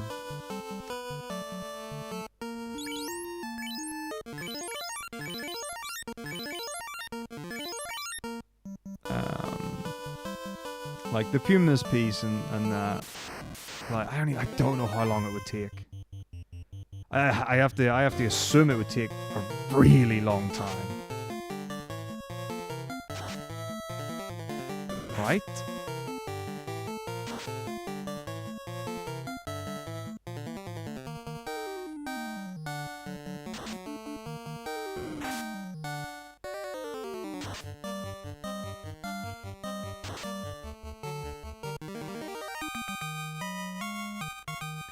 Oh, it's 100% possible, which is why I want to do it. And that's the real question.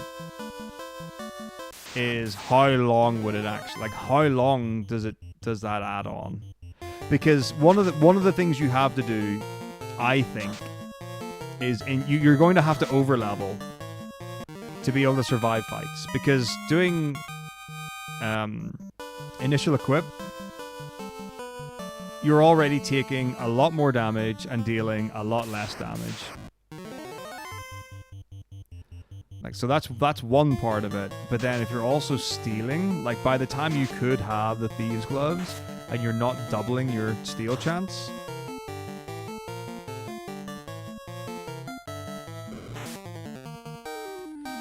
you need to be able to live. Like that's the thing. How do you survive?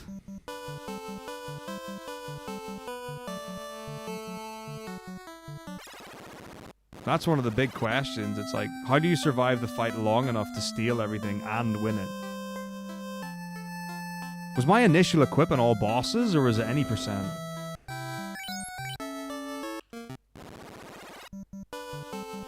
I would like to think it was all bosses, but I'm not. Now I don't even remember.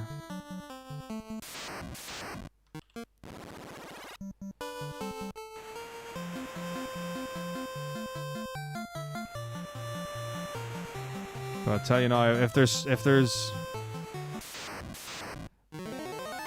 there's someone that's right for the job, it's this guy.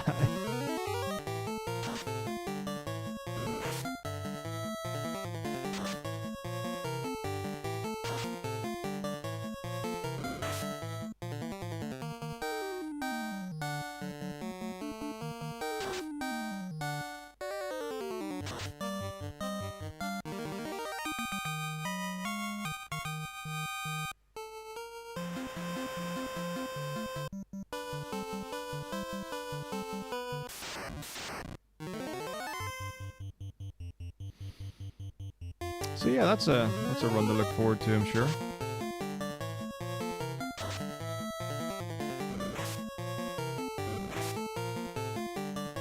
It's hard to tell, because you can obviously get incredibly lucky, and then there are other ones where you might just not get lucky at all.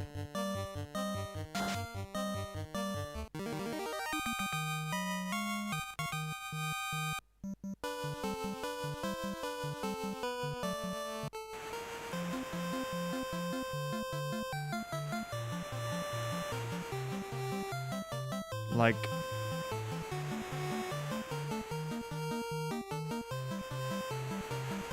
imagine if you got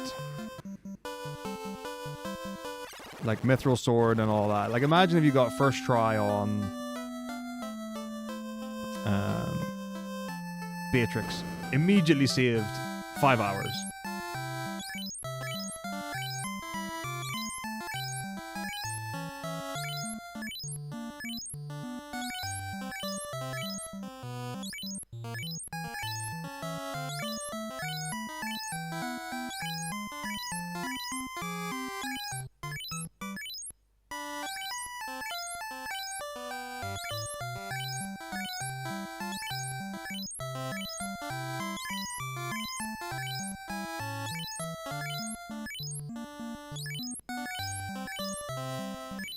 There we go.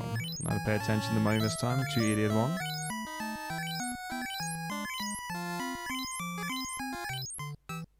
Immediately proceeds to look away from the screen. Okay, that's good.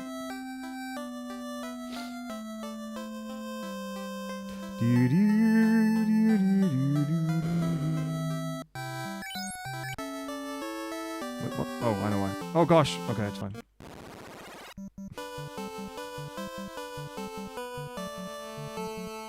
I also think I might have found my favorite flavor of Zero. I don't know which one it is.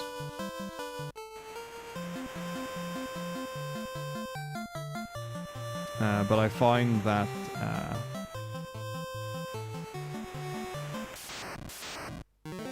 the local shop here does it. Maybe it's the mango one? Because I tried two and I was like, nah, they're not great. I wasn't a huge fan. And then the one I've got now, I was like, ooh. Ooh.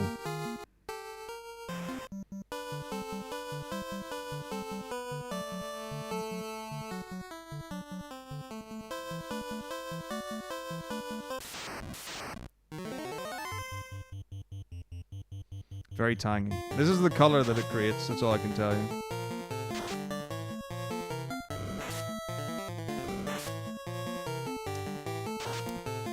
So now I'm wondering if I'll switch from like traditional squash to this. Because I feel like you get the same if not more out of it. Because it's really strong, like the concentrate's really strong.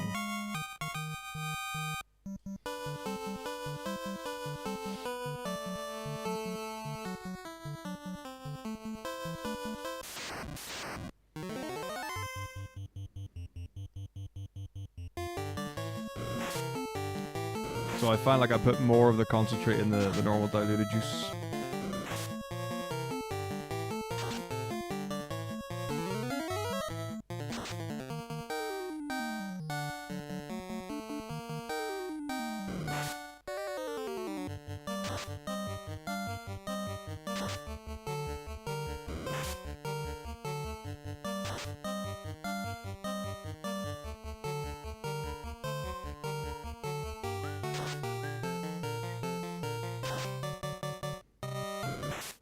Ding ding. Ding-a-ling-a-ling-a-ling-a-ling-a-ling-a-long. Alright, money. We are good on money. Huge.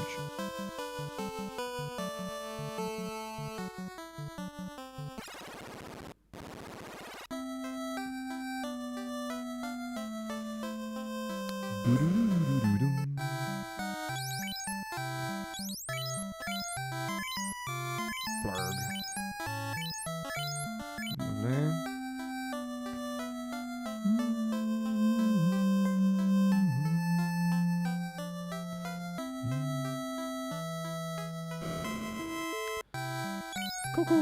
Coco Chanel.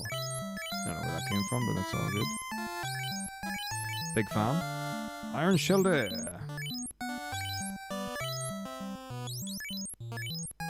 Sure.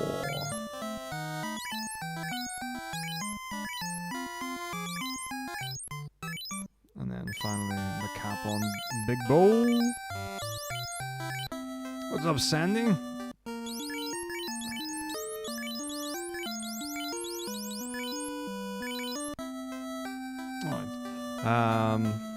Thank you very much indeed. Yeah, it's definitely good to be back for sure. Like it, feeling good, happy about it. Things have been alright. Combination of a lot of work, getting behind on stuff because of a lot of work, catching up with stuff.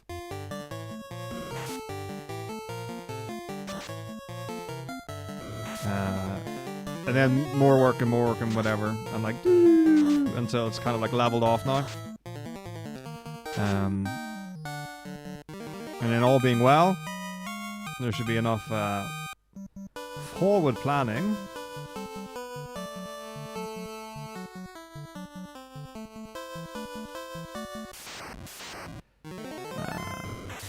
to prevent that from happening again, which is great.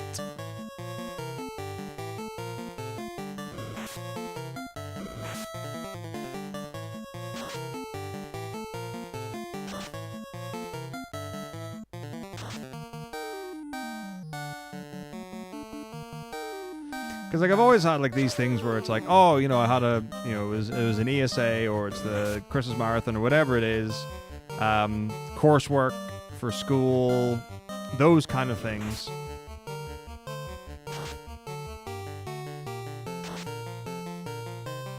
And it's like a week or two off or whatever.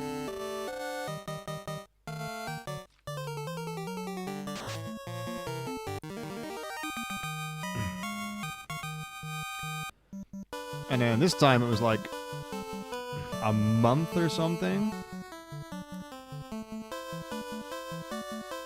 It's just crazy. That's not okay. So on his flight this morning, and now it's gonna be trying to get back to normal and dig it until summer rolls around. Yep. That's certainly what my post-Easter feels like without the sun. I've just seen a thing here. Can you get an animated profile picture? Wait, can you set your profile picture as a GIF or something? So I've just seen on someone's stream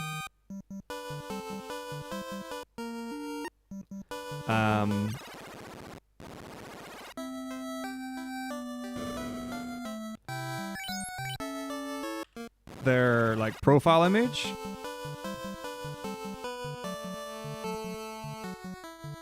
And it's moving.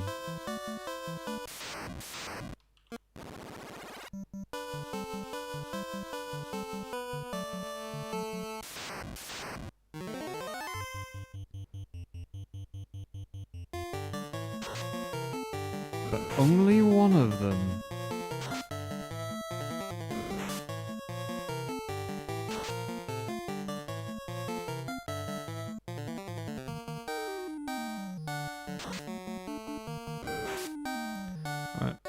Channel about, no. Brand. Must be JPEG, ping, or GIF? What? That's crazy. So you know the way, like, to have... Like on Discord, right? To have, like, an animated badge, you have to have, like, so many boosts or something like that, right? I think that's correct. I was wondering if it was something like that.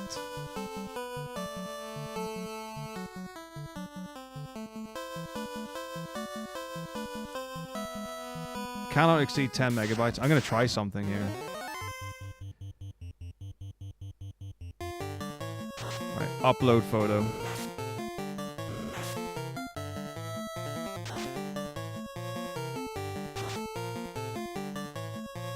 Alright, I've changed it to the Tak Ozma GIF. I want to see if this happens. How do I see if it moves?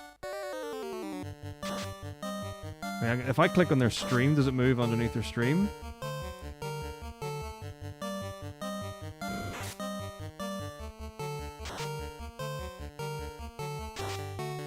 Alright, so it doesn't move when you're on their Twitch page. Okay.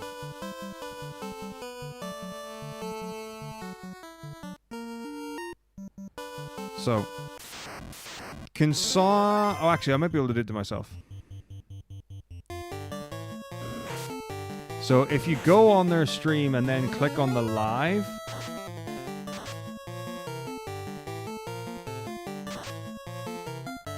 it then moves. Right, I can maybe try this out on myself.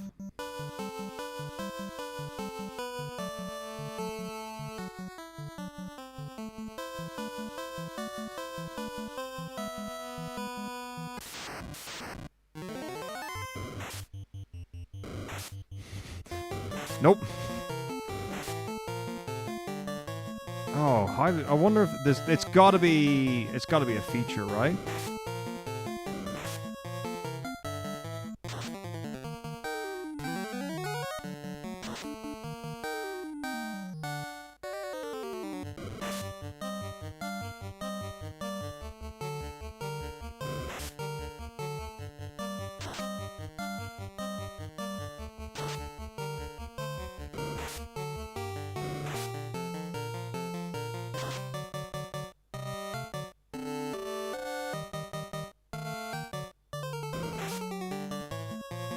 So how do they do it? So it can be a JPEG, PNG, or GIF. Cannot exceed 10 megabytes.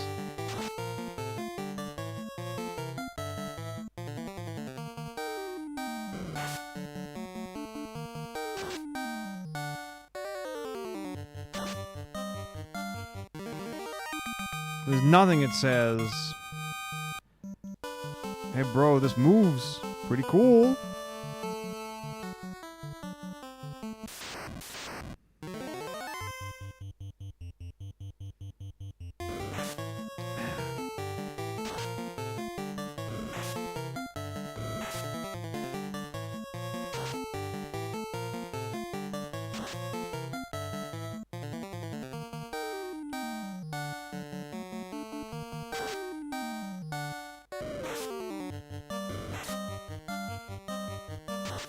Animated Twitch profile picture. Let's be looking. What's up, Hab? How's it going? I recently noticed that certain profile picture are animated. Did they upload a GIF? Or is it third party? 7 TV add-on, a paid feature. Only other people with 7 TV add-on will see it. Ah! Alright, okay. Well, that answers that question. I was like, that's neat. So I only... today for the first time enabled BTTV and 7TV stuff.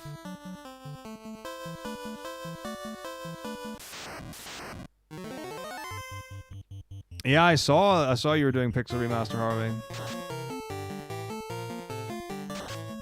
Hello there.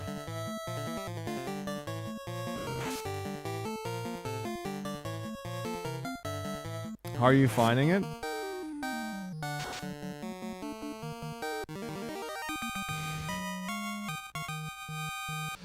It's great, yeah, there's some really good enemies in the game.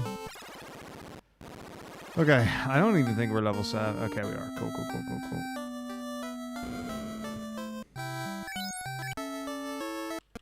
Alright, let's rock and roll. Hab, have you decided what you're gonna be running this weekend? I've had a real, like, heart-to-heart with myself about 14. So there are a few things, like basically the long and the short of it is, I definitely want to focus on getting better at 16 and 14. That's just a no-brainer.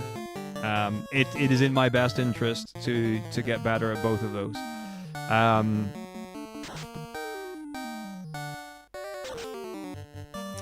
Tomorrow I'm doing a charity stream, so I'll be doing 9 all bosses.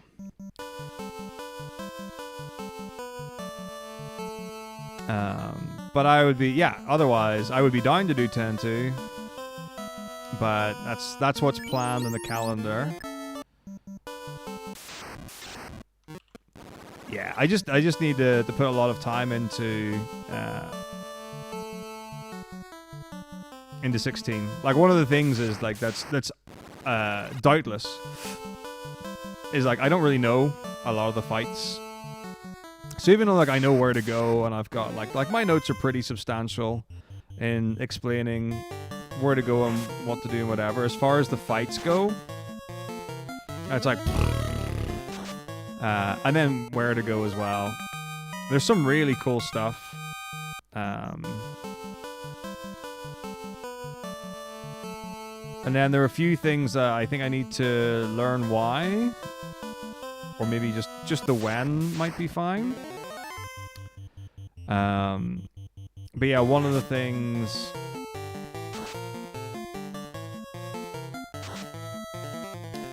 is, like, So when you start a quest and then you save and load.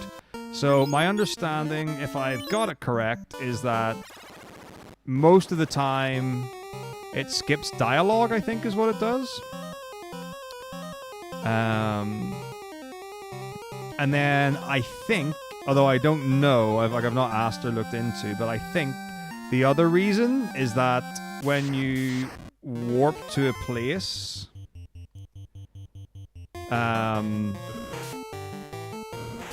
where you warp to is closer to where you need to be than when you start there.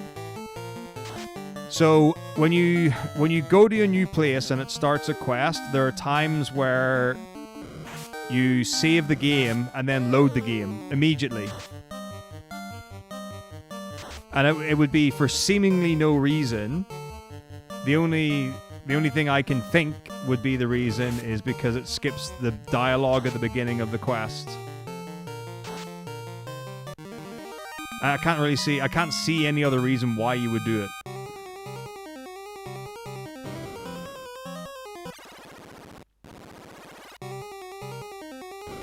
And then the only other thing, I can't remember exactly what it is, but it's got something to do with, I think it's the game like manually puts you in Weatherfall. I don't even remember what you call it, the base, and then you manually travel there again. I think that's what happens a few times. Either way, that's it. So I've got all this stuff in my notes.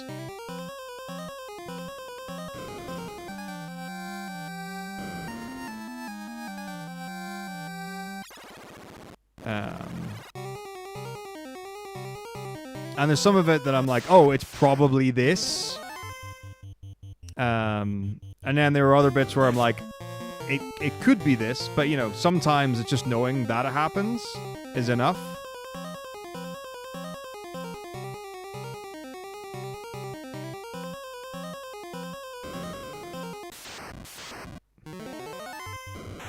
Yeah.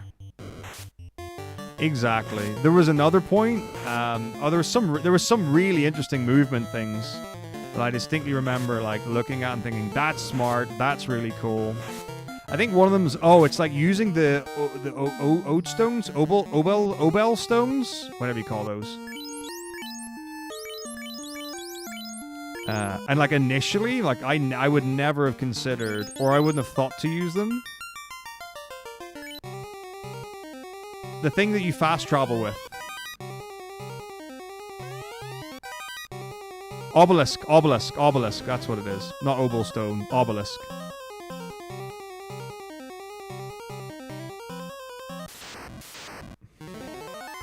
I love my brain gradually figuring things out.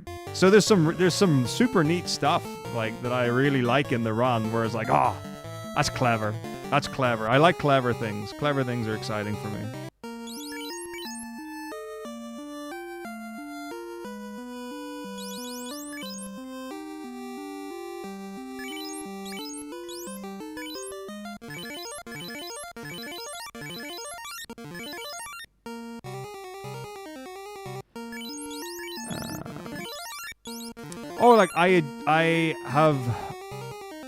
I think I had used them, but they weren't something I had considered as being faster in the speedrun.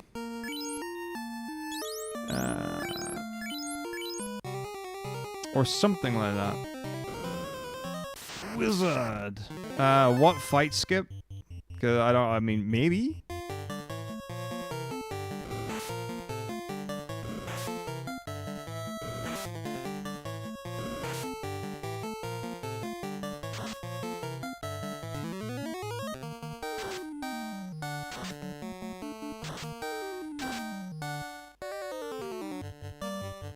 I did when I played it the first time.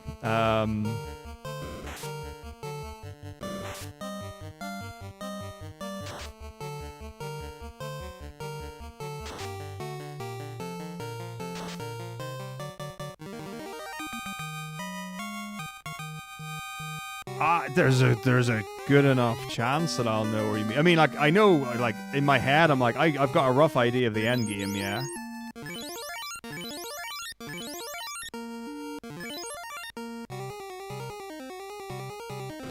Like, my brain's telling me it's the bit where you fight the giant wizard thing before the massive gate, before you go onto the thingamajig where you fight the chimera. For some reason, my brain's telling me there. It's probably not. Like, I don't even think there is.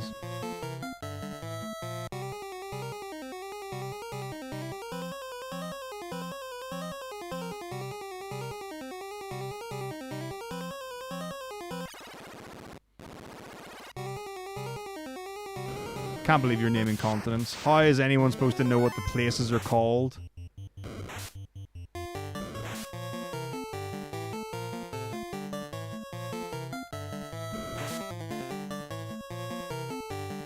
Wait, are you talking about the one that everyone knows about?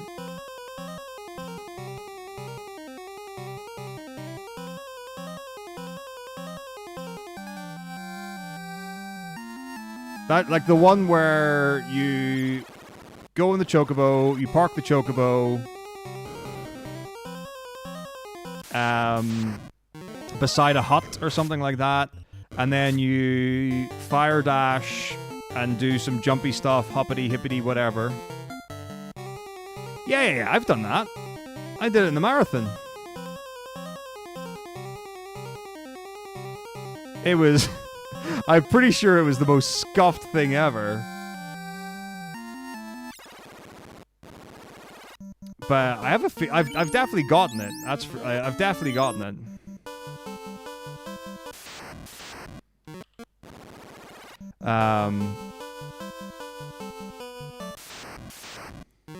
But I distinctly remember, like, joking about it or making a comment about it or something about it. Because obviously you're gonna go for it even if you don't get it.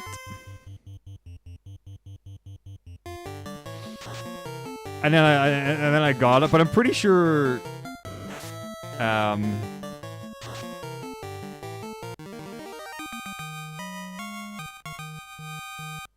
like the enemies were like right up against me or something. I just remember it being like, whoa, like there's no way, and then it was there.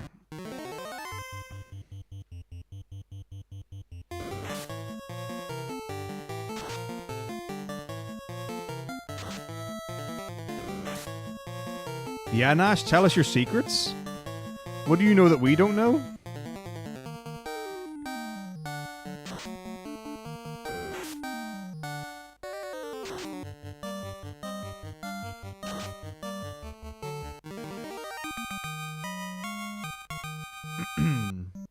For Pixel Remaster?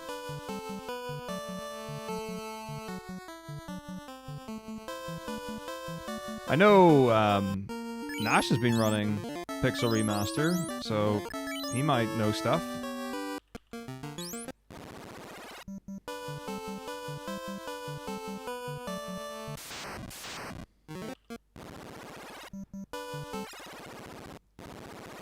Man, Chocobo Racing, that'll be rad. Eargeese, the best Final Fantasy. Let's do it.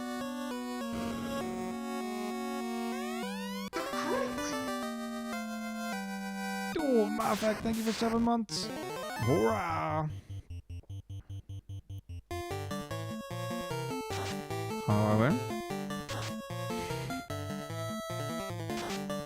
Never played Eargeese. Never played Vagrant Story or anything like that. But you have to joke that they're the best. I really want to play the games because I've never played them, and it's like obviously there's like the big joke about Final Fantasy and whatever, or in some cases not an actual joke. But yeah, like there are games where I'm like, oh, that actually would be interesting to play.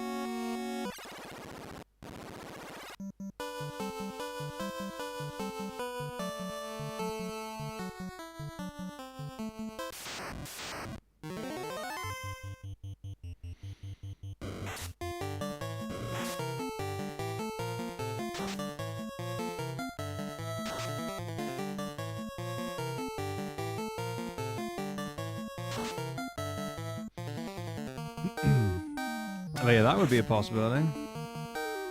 Ah, yeah, good luck. Good luck getting a three-way race.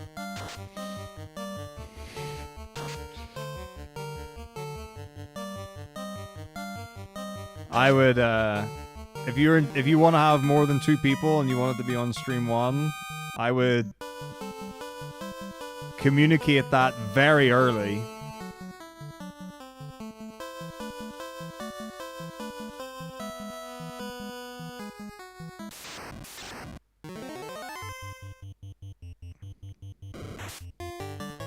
No, it's got. There are 4 computers there. Does that mean that you've seen a 4-player, 4-feed thing on stream 1 in the last I don't know how many years?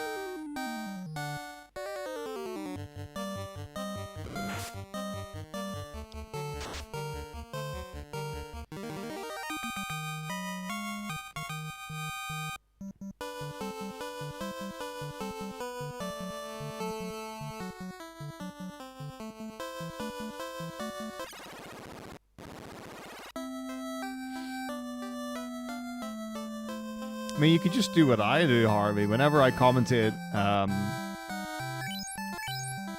Final Fantasy that's not the same version, I just talk about the differences between what I'm seeing and the version that I know.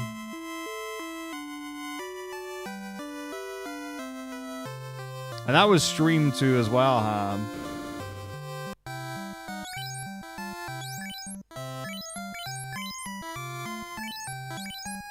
Because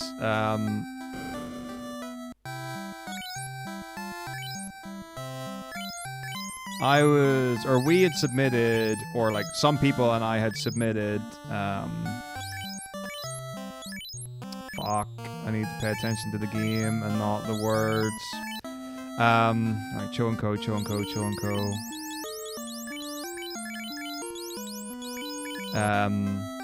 A 4-player The City race. And the response was, we don't really do 3 or 4-player stuff. So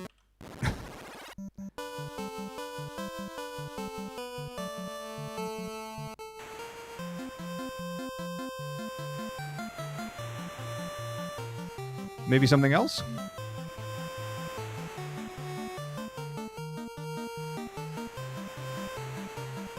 Now, whether or not that's gonna change, I have no idea.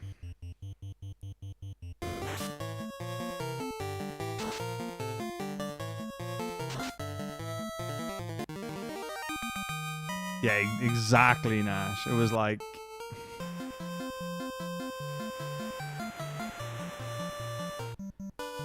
Not simple proceedings. I mean, it might seem simple, but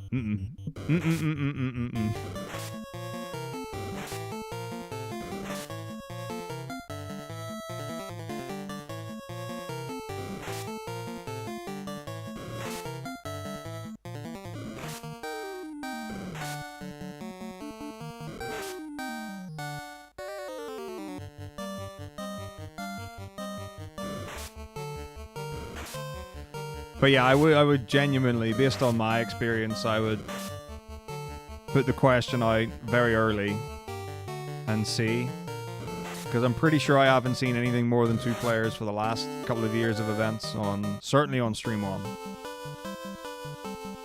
I don't know about Stream 2, but I would imagine it would be the same deal.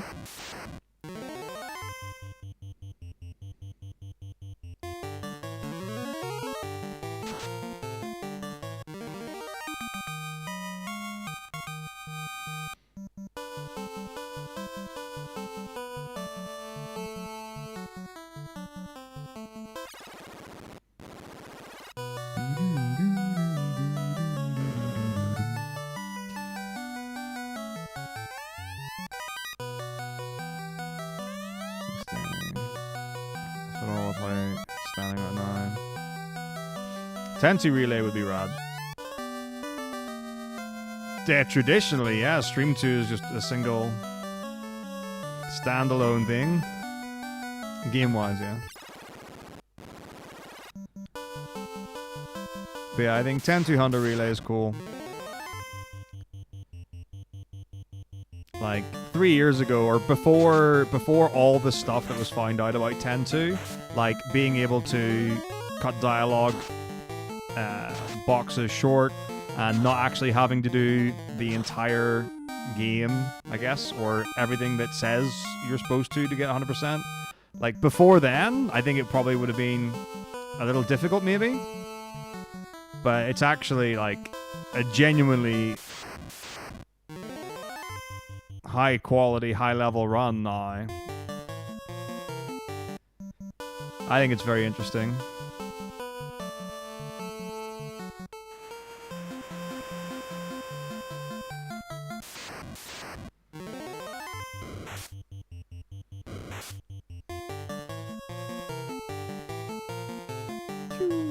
But yeah, the other thing for me was like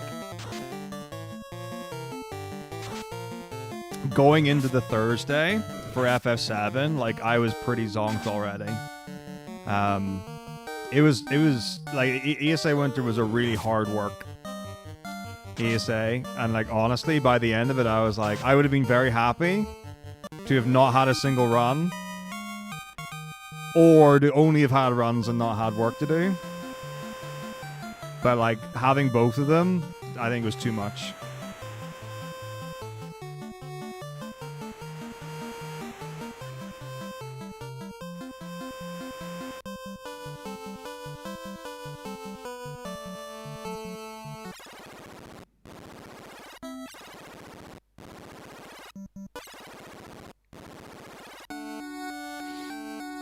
Well, the thing, so I really enjoyed the race with Leo, like the tactics advanced race was really fun, and it was only like an hour, so it was pretty manageable, and it was 2 days before or whatever.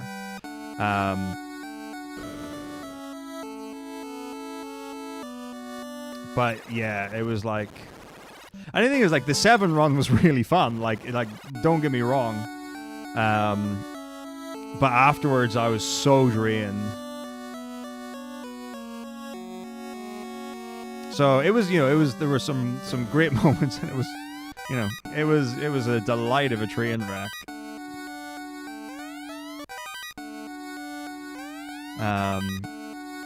Which was great to have, but like, it's a really tough one because it's like, I would like to have long Final Fantasies in the event.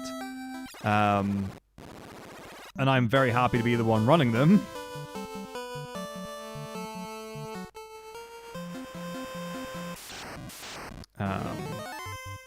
And I still really enjoy being a runner at events. Like,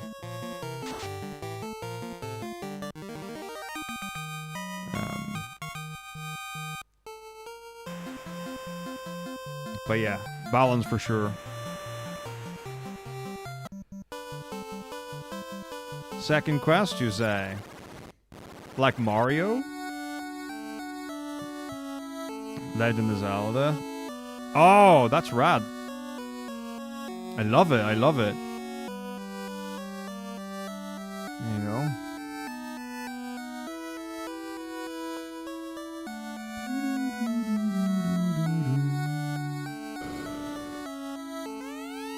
So whereabouts are we at? Are we in the planning phase? Are we in the development stage?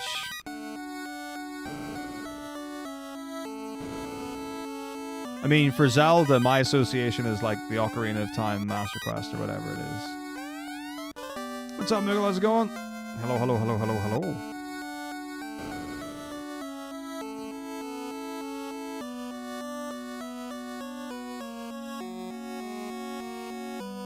Nice. I can't wait for it to just be Final Fantasy 2.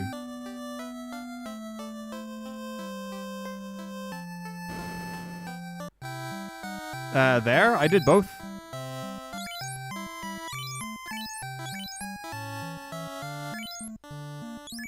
You mean like in Corneria? Yeah, you absolutely do both sides.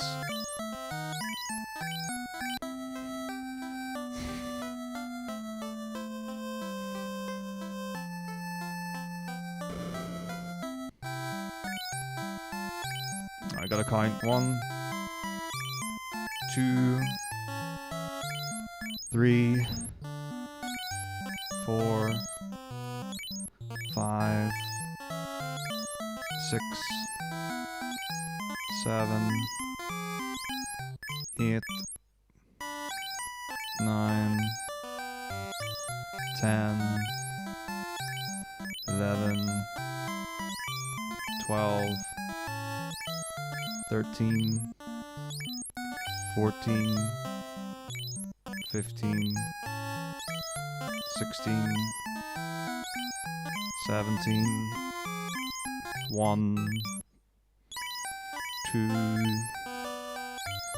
3, 4, 5, 6, 7, 8. Do we check and then we'll just max out heal potions. 19. Fine. Alright, I can catch up now. Yes, doing very well. Thank you, Moogle. Good to see you. Been very busy. Hopefully getting back into things properly and a lot more hours and all that kind of stuff. So we should be able to look forward to that with consistency once I get my daily schedule locked in. But too much like the Zelda, Adam's Dungeons encounters a new thing. FF Hackster. I love that.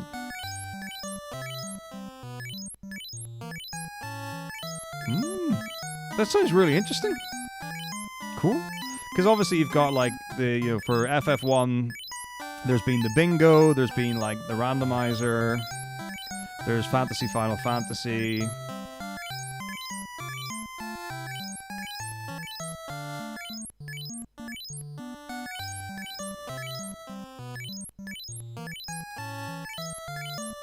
But that's really neat to have more stuff coming out or more stuff available and options and things for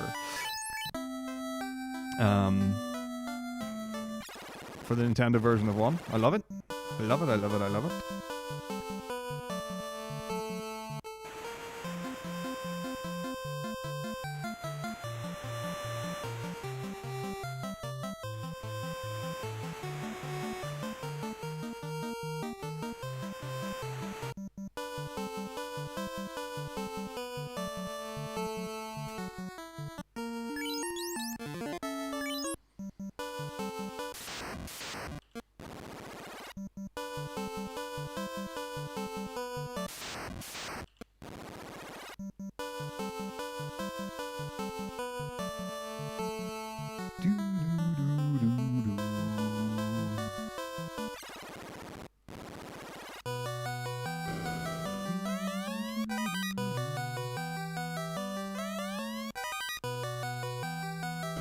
Yeah, I mean, so obviously, like, the FF7 randomizer was like, oh, this is interesting. And then was like a total F-fest, certainly for emulator anyway, or console version, I guess, if you were ripping the files. But it works alright for PC. The FF8 one, people seemed really stoked about when it came out. I haven't really looked into the 8 randomizer since then. The 9 one's a bit of a eh. Because I assume it's the same one that's been around forever, the Meteor on FF9, where it just changes what abilities you learn. I think 10's Fear Grid 1, for what it is pretty good. But then, you know, it's kind of like the original version of the 10 randomizer, or randomized Fear Grid anyway, was like, who's the first person to get Flea? And then it was like, okay, we're keeping Flea where it is because of how much of a difference Flea makes. Like, it's insane. So that was like very early on. I think the general consensus when racing 10 randomized Fear Grid is to have Flea where it is, because like people were doing it. If you weren't playing on the same seed, it was literally just who won was based on, largely anyway, who got Flea first.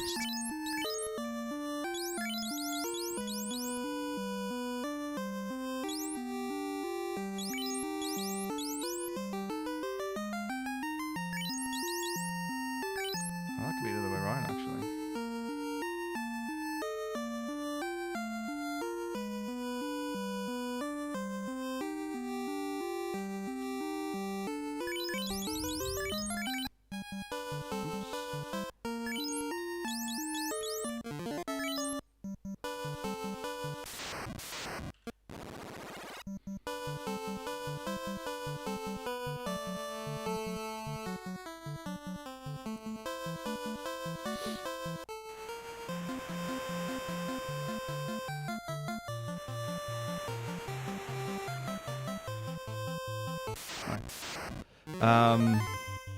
The Squall is alive. I did not see any April Fools Final Fantasy wise, actually.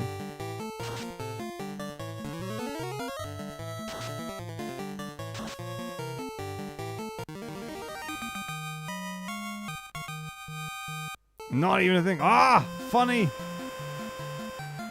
Fair enough.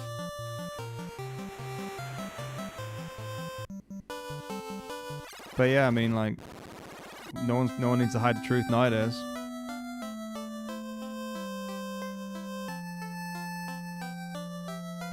Here we go.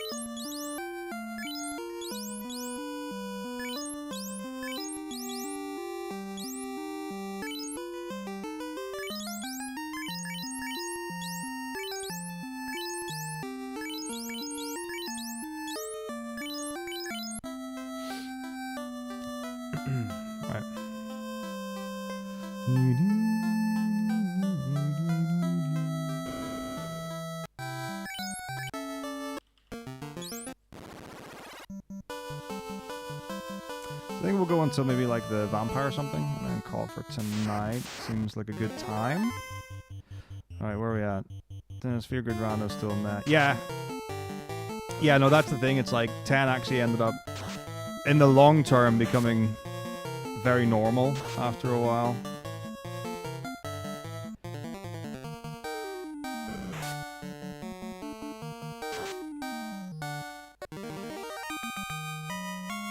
Yeah, that's the thing is, it's like, when it's a passion project or you're just doing it for fun, especially if you've got a version 1 done, like, it's the additional updates that I find often take more time.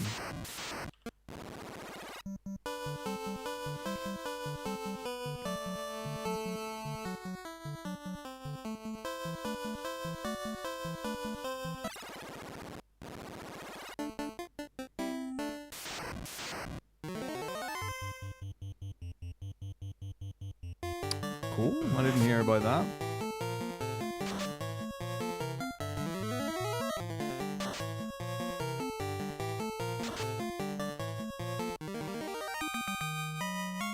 Yeah, I mean, that's very substantial.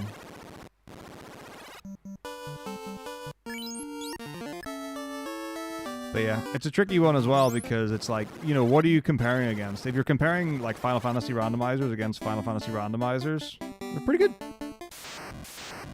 Like if you're like, oh, why can't we get a Final Fantasy randomizer like the Super Metroid Link to the Past, 2 games for the price of 1?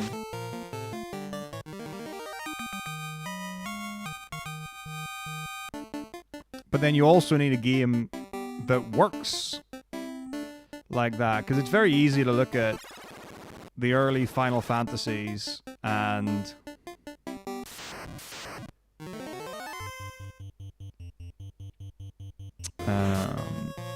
be like, oh, you basically you pick up an item that allows you to advance to a dungeon, that allows you to beat a boss or whatever.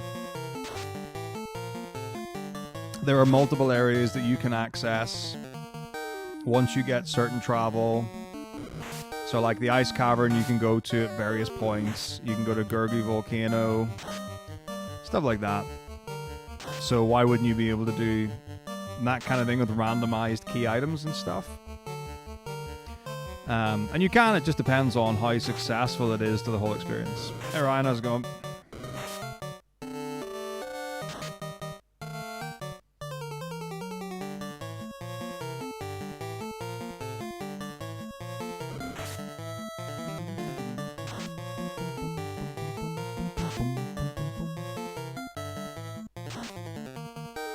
But yeah, I think they're alright. I think the biggest trouble that a randomizer can have is when the game's only randomized for like the beginning, or maybe like first third, and then it just becomes the normal game, or the normal run after.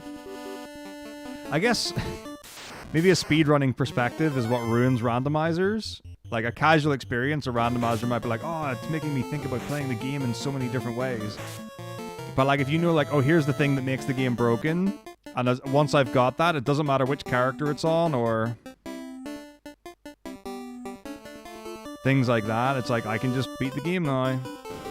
And you're racing to getting whatever that thing is, whether it's an equipment item or a spell or whatever.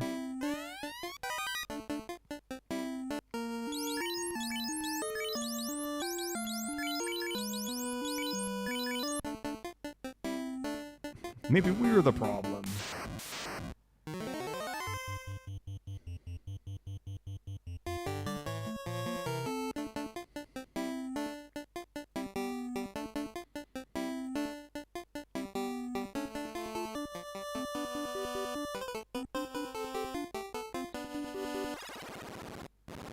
But I think also, like, one of the reasons maybe why bingo, rather than just trying to get, like, break the game.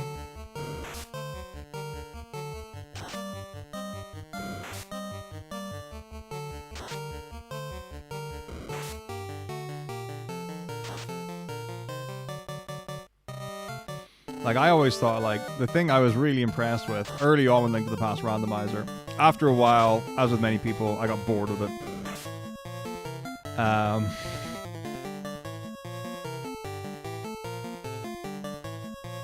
But I think it was because it was oversaturated. Everyone and their mother was doing Link to the Past randomizer. It was like the hottest thing in speedrunning for like, I don't know, a year or something like that.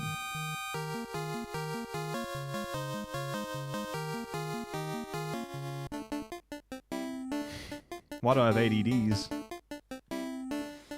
This is one of life's great questions.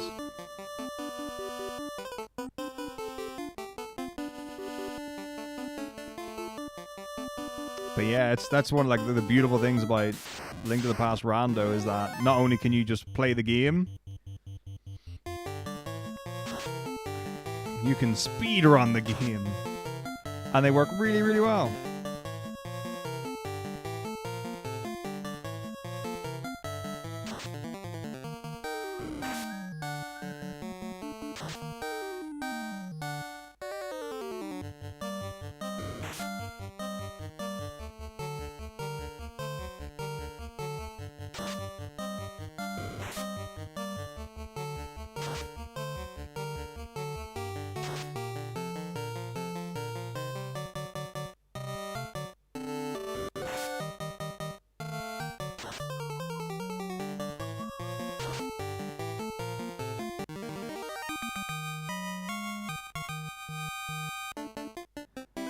Okay.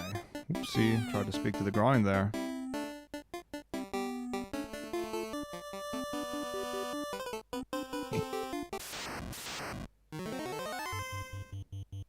Hey Shepard, how's it going?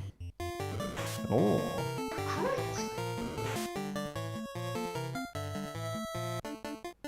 Boom, boom, boom, boom, boom, boom, boom.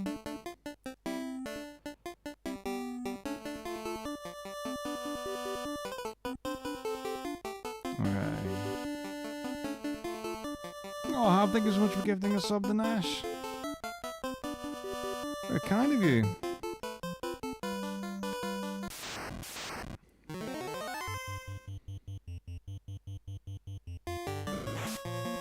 Yeah, like that's the thing. It's like it's still fun. It's a reasonable amount of time. It's not super demanding.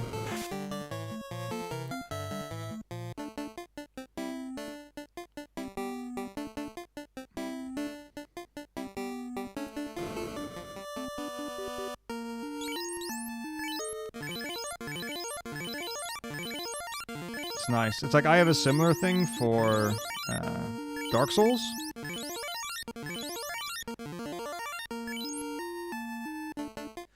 So I find like the race categories that the community do, where it's like using a certain weapon or whatever. It's like fun because some of them will be in a particular place you don't normally go to.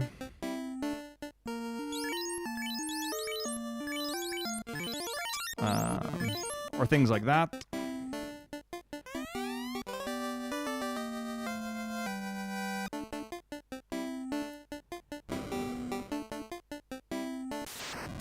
But it's like you can pretty much do it in like, you know, an hour and a half, 2 hours or something like that. I didn't need to use lit 2 there, that was wasteful, but it's fine.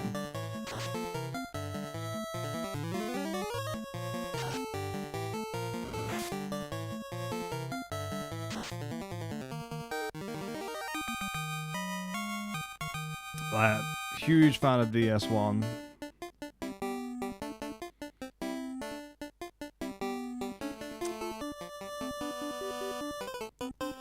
It's just a really fun game to play.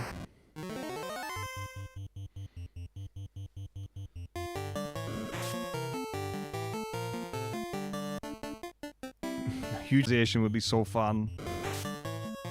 I mean, the other thing is like the biggie is how accessible is it for people? Because like,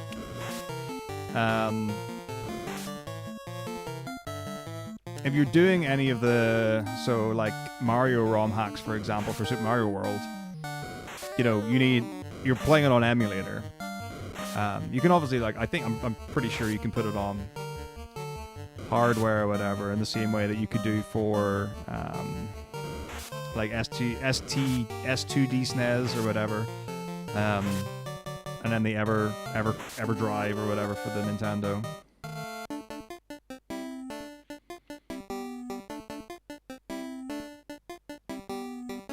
But like for 12, it's like, you know, if you don't have TZA,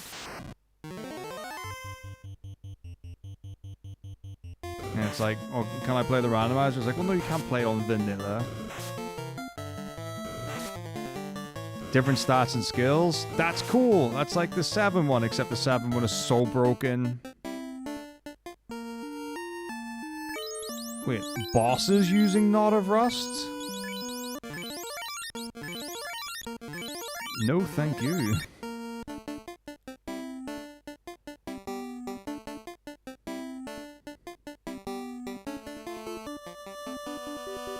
Well, the thing is, it's like what you can always do is if you're randomizing which boss comes when, you just randomize, like you base their stats on the area. So you're still able to beat them or whatever. So they're not like crazy HP, MP, and whatever, but you're still dealing with their abilities. Heavy Rod of Nuts. That's not okay.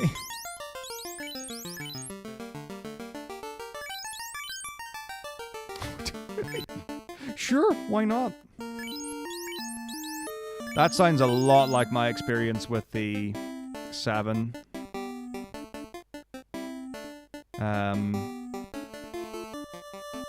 Randomizer.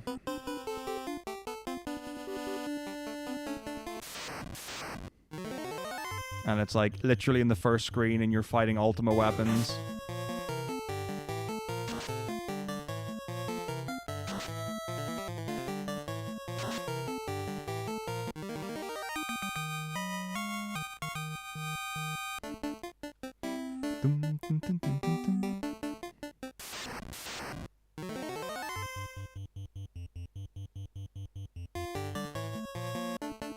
Oh, it's super fun. Like, I absolutely love how ridiculous the 7 randomizer on or on PlayStation or emulator or whatever you want to phrase it is.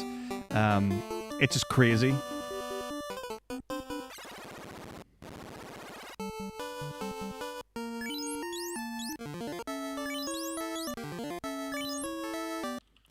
So as long as you go into it with the expectation of that, it's really fun. The only thing with the 7 one is just how much it crashes. Like that's the only real issue, and it is a big issue. It crashes a lot. It's very hard to actually beat. I should do that again. It was really fun. I should do some randomizer runs. I've actually never done 8 randomizer. I've only done 7 and 9 and 10.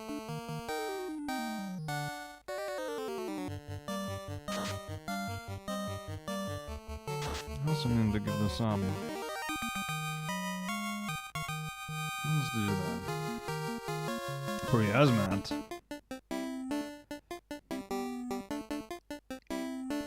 And why is that? Is that for like stat reasons or not being able to grind stuff, or why for?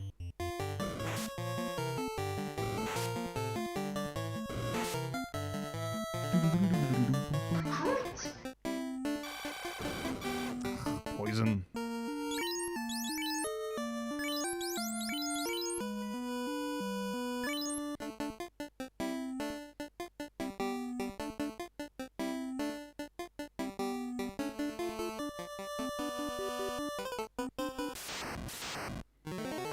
Thanks very much, John. I'm a big fan of it myself. Very snug, very comfy. Oops.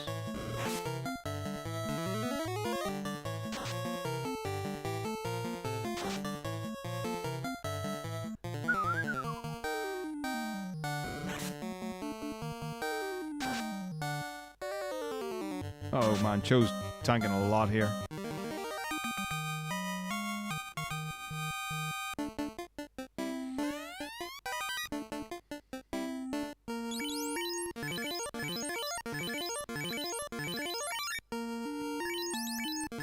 Can recommend.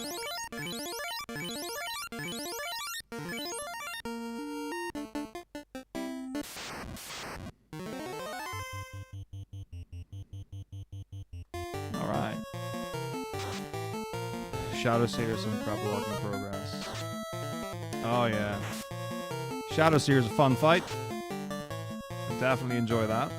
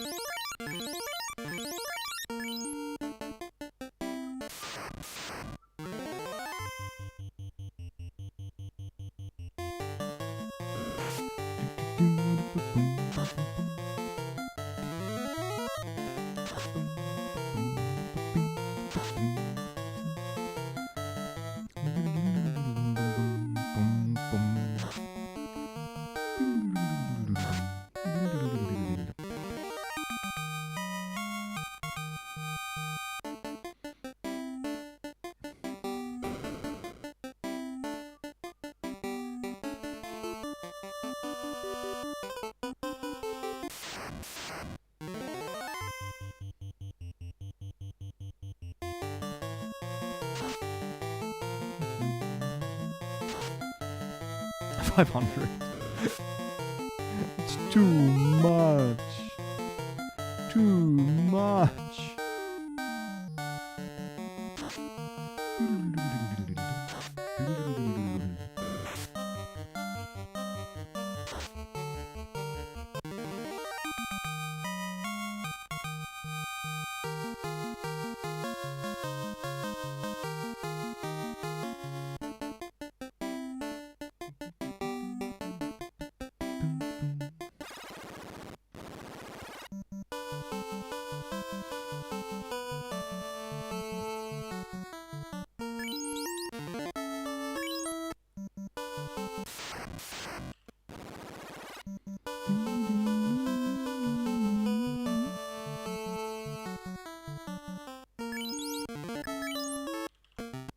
Oh, balls.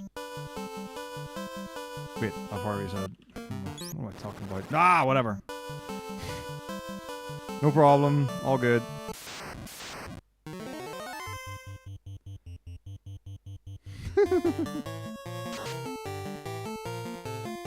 If you know, you know. As much as possible is roughly second. Okay, I have to see some other clips of this anywhere? That sounds amazing.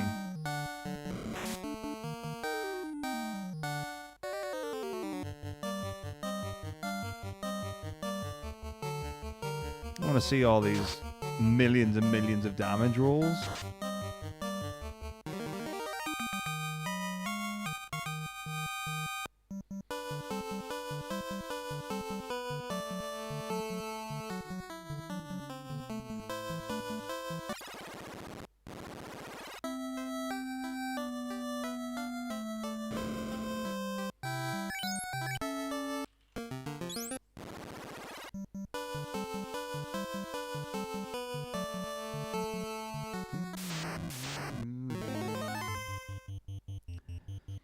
$14 Chocometeors. I mean, it just sounds amazing. It sounds really, really fun.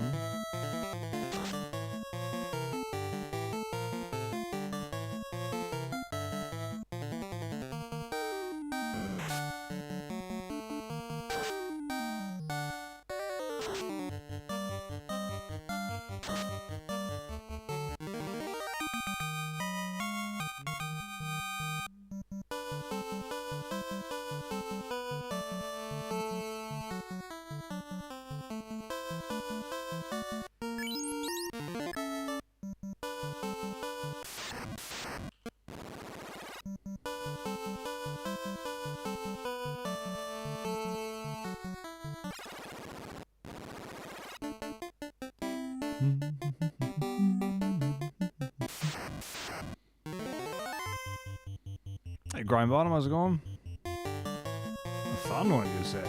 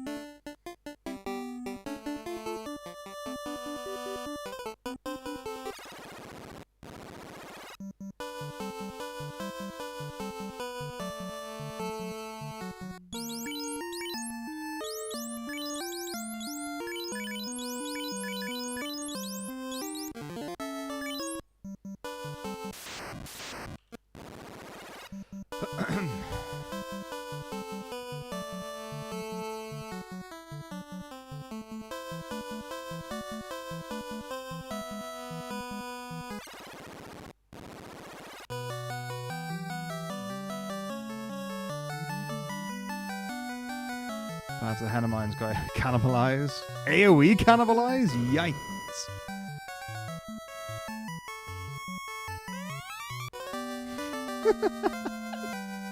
Okay, yeah, because the hen of mines aren't bad enough as they are. God, bats and T-Rexes. That sounds so much fun.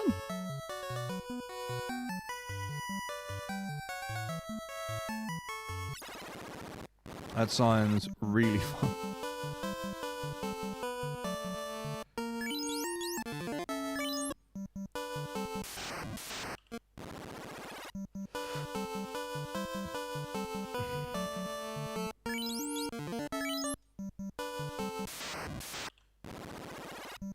Thank you very much.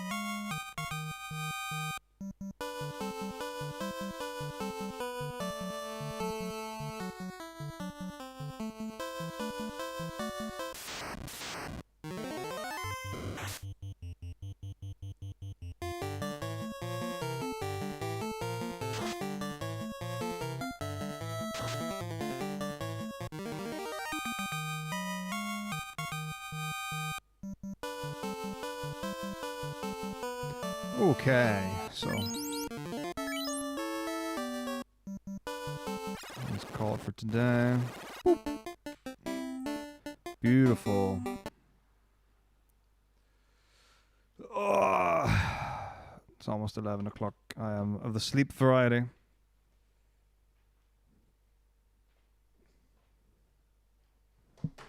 Got a big day tomorrow.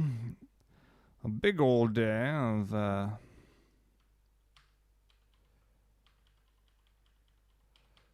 what is it? That thing with the thing. Oh yeah, Final Fantasy 9 in charity. All right, let's go hang with Zero Scar. Who's also doing some F1.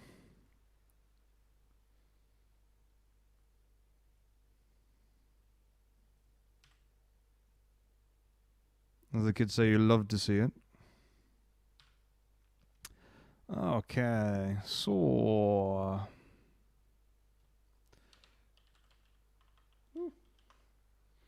obviously click on all the places and the things. Do the stuff of the goodness. Oh, I just went out of the thing. Okay, it's fine. Okay, cool. Right, so back tomorrow. Full day of 14 all bosses. Oh my god. 9 all bosses. For Chazmataz, our favorite. So that will be for bloop, bloop, bloop, bloop. Gamers Forgiving. 2024. We'll chat about that tomorrow. And then even more goodness of stuff on Sunday. So big old stream week. Next week will be normal, long day, Thursday, Friday, and the week after should be long weekend, which is Thursday to Saturday. No, Thursday to Sunday. Again. So, have a wonderful evening, everyone. Take it easy. All the best. I will see you tomorrow. Cheer, bye. Where's the button to click? Boom.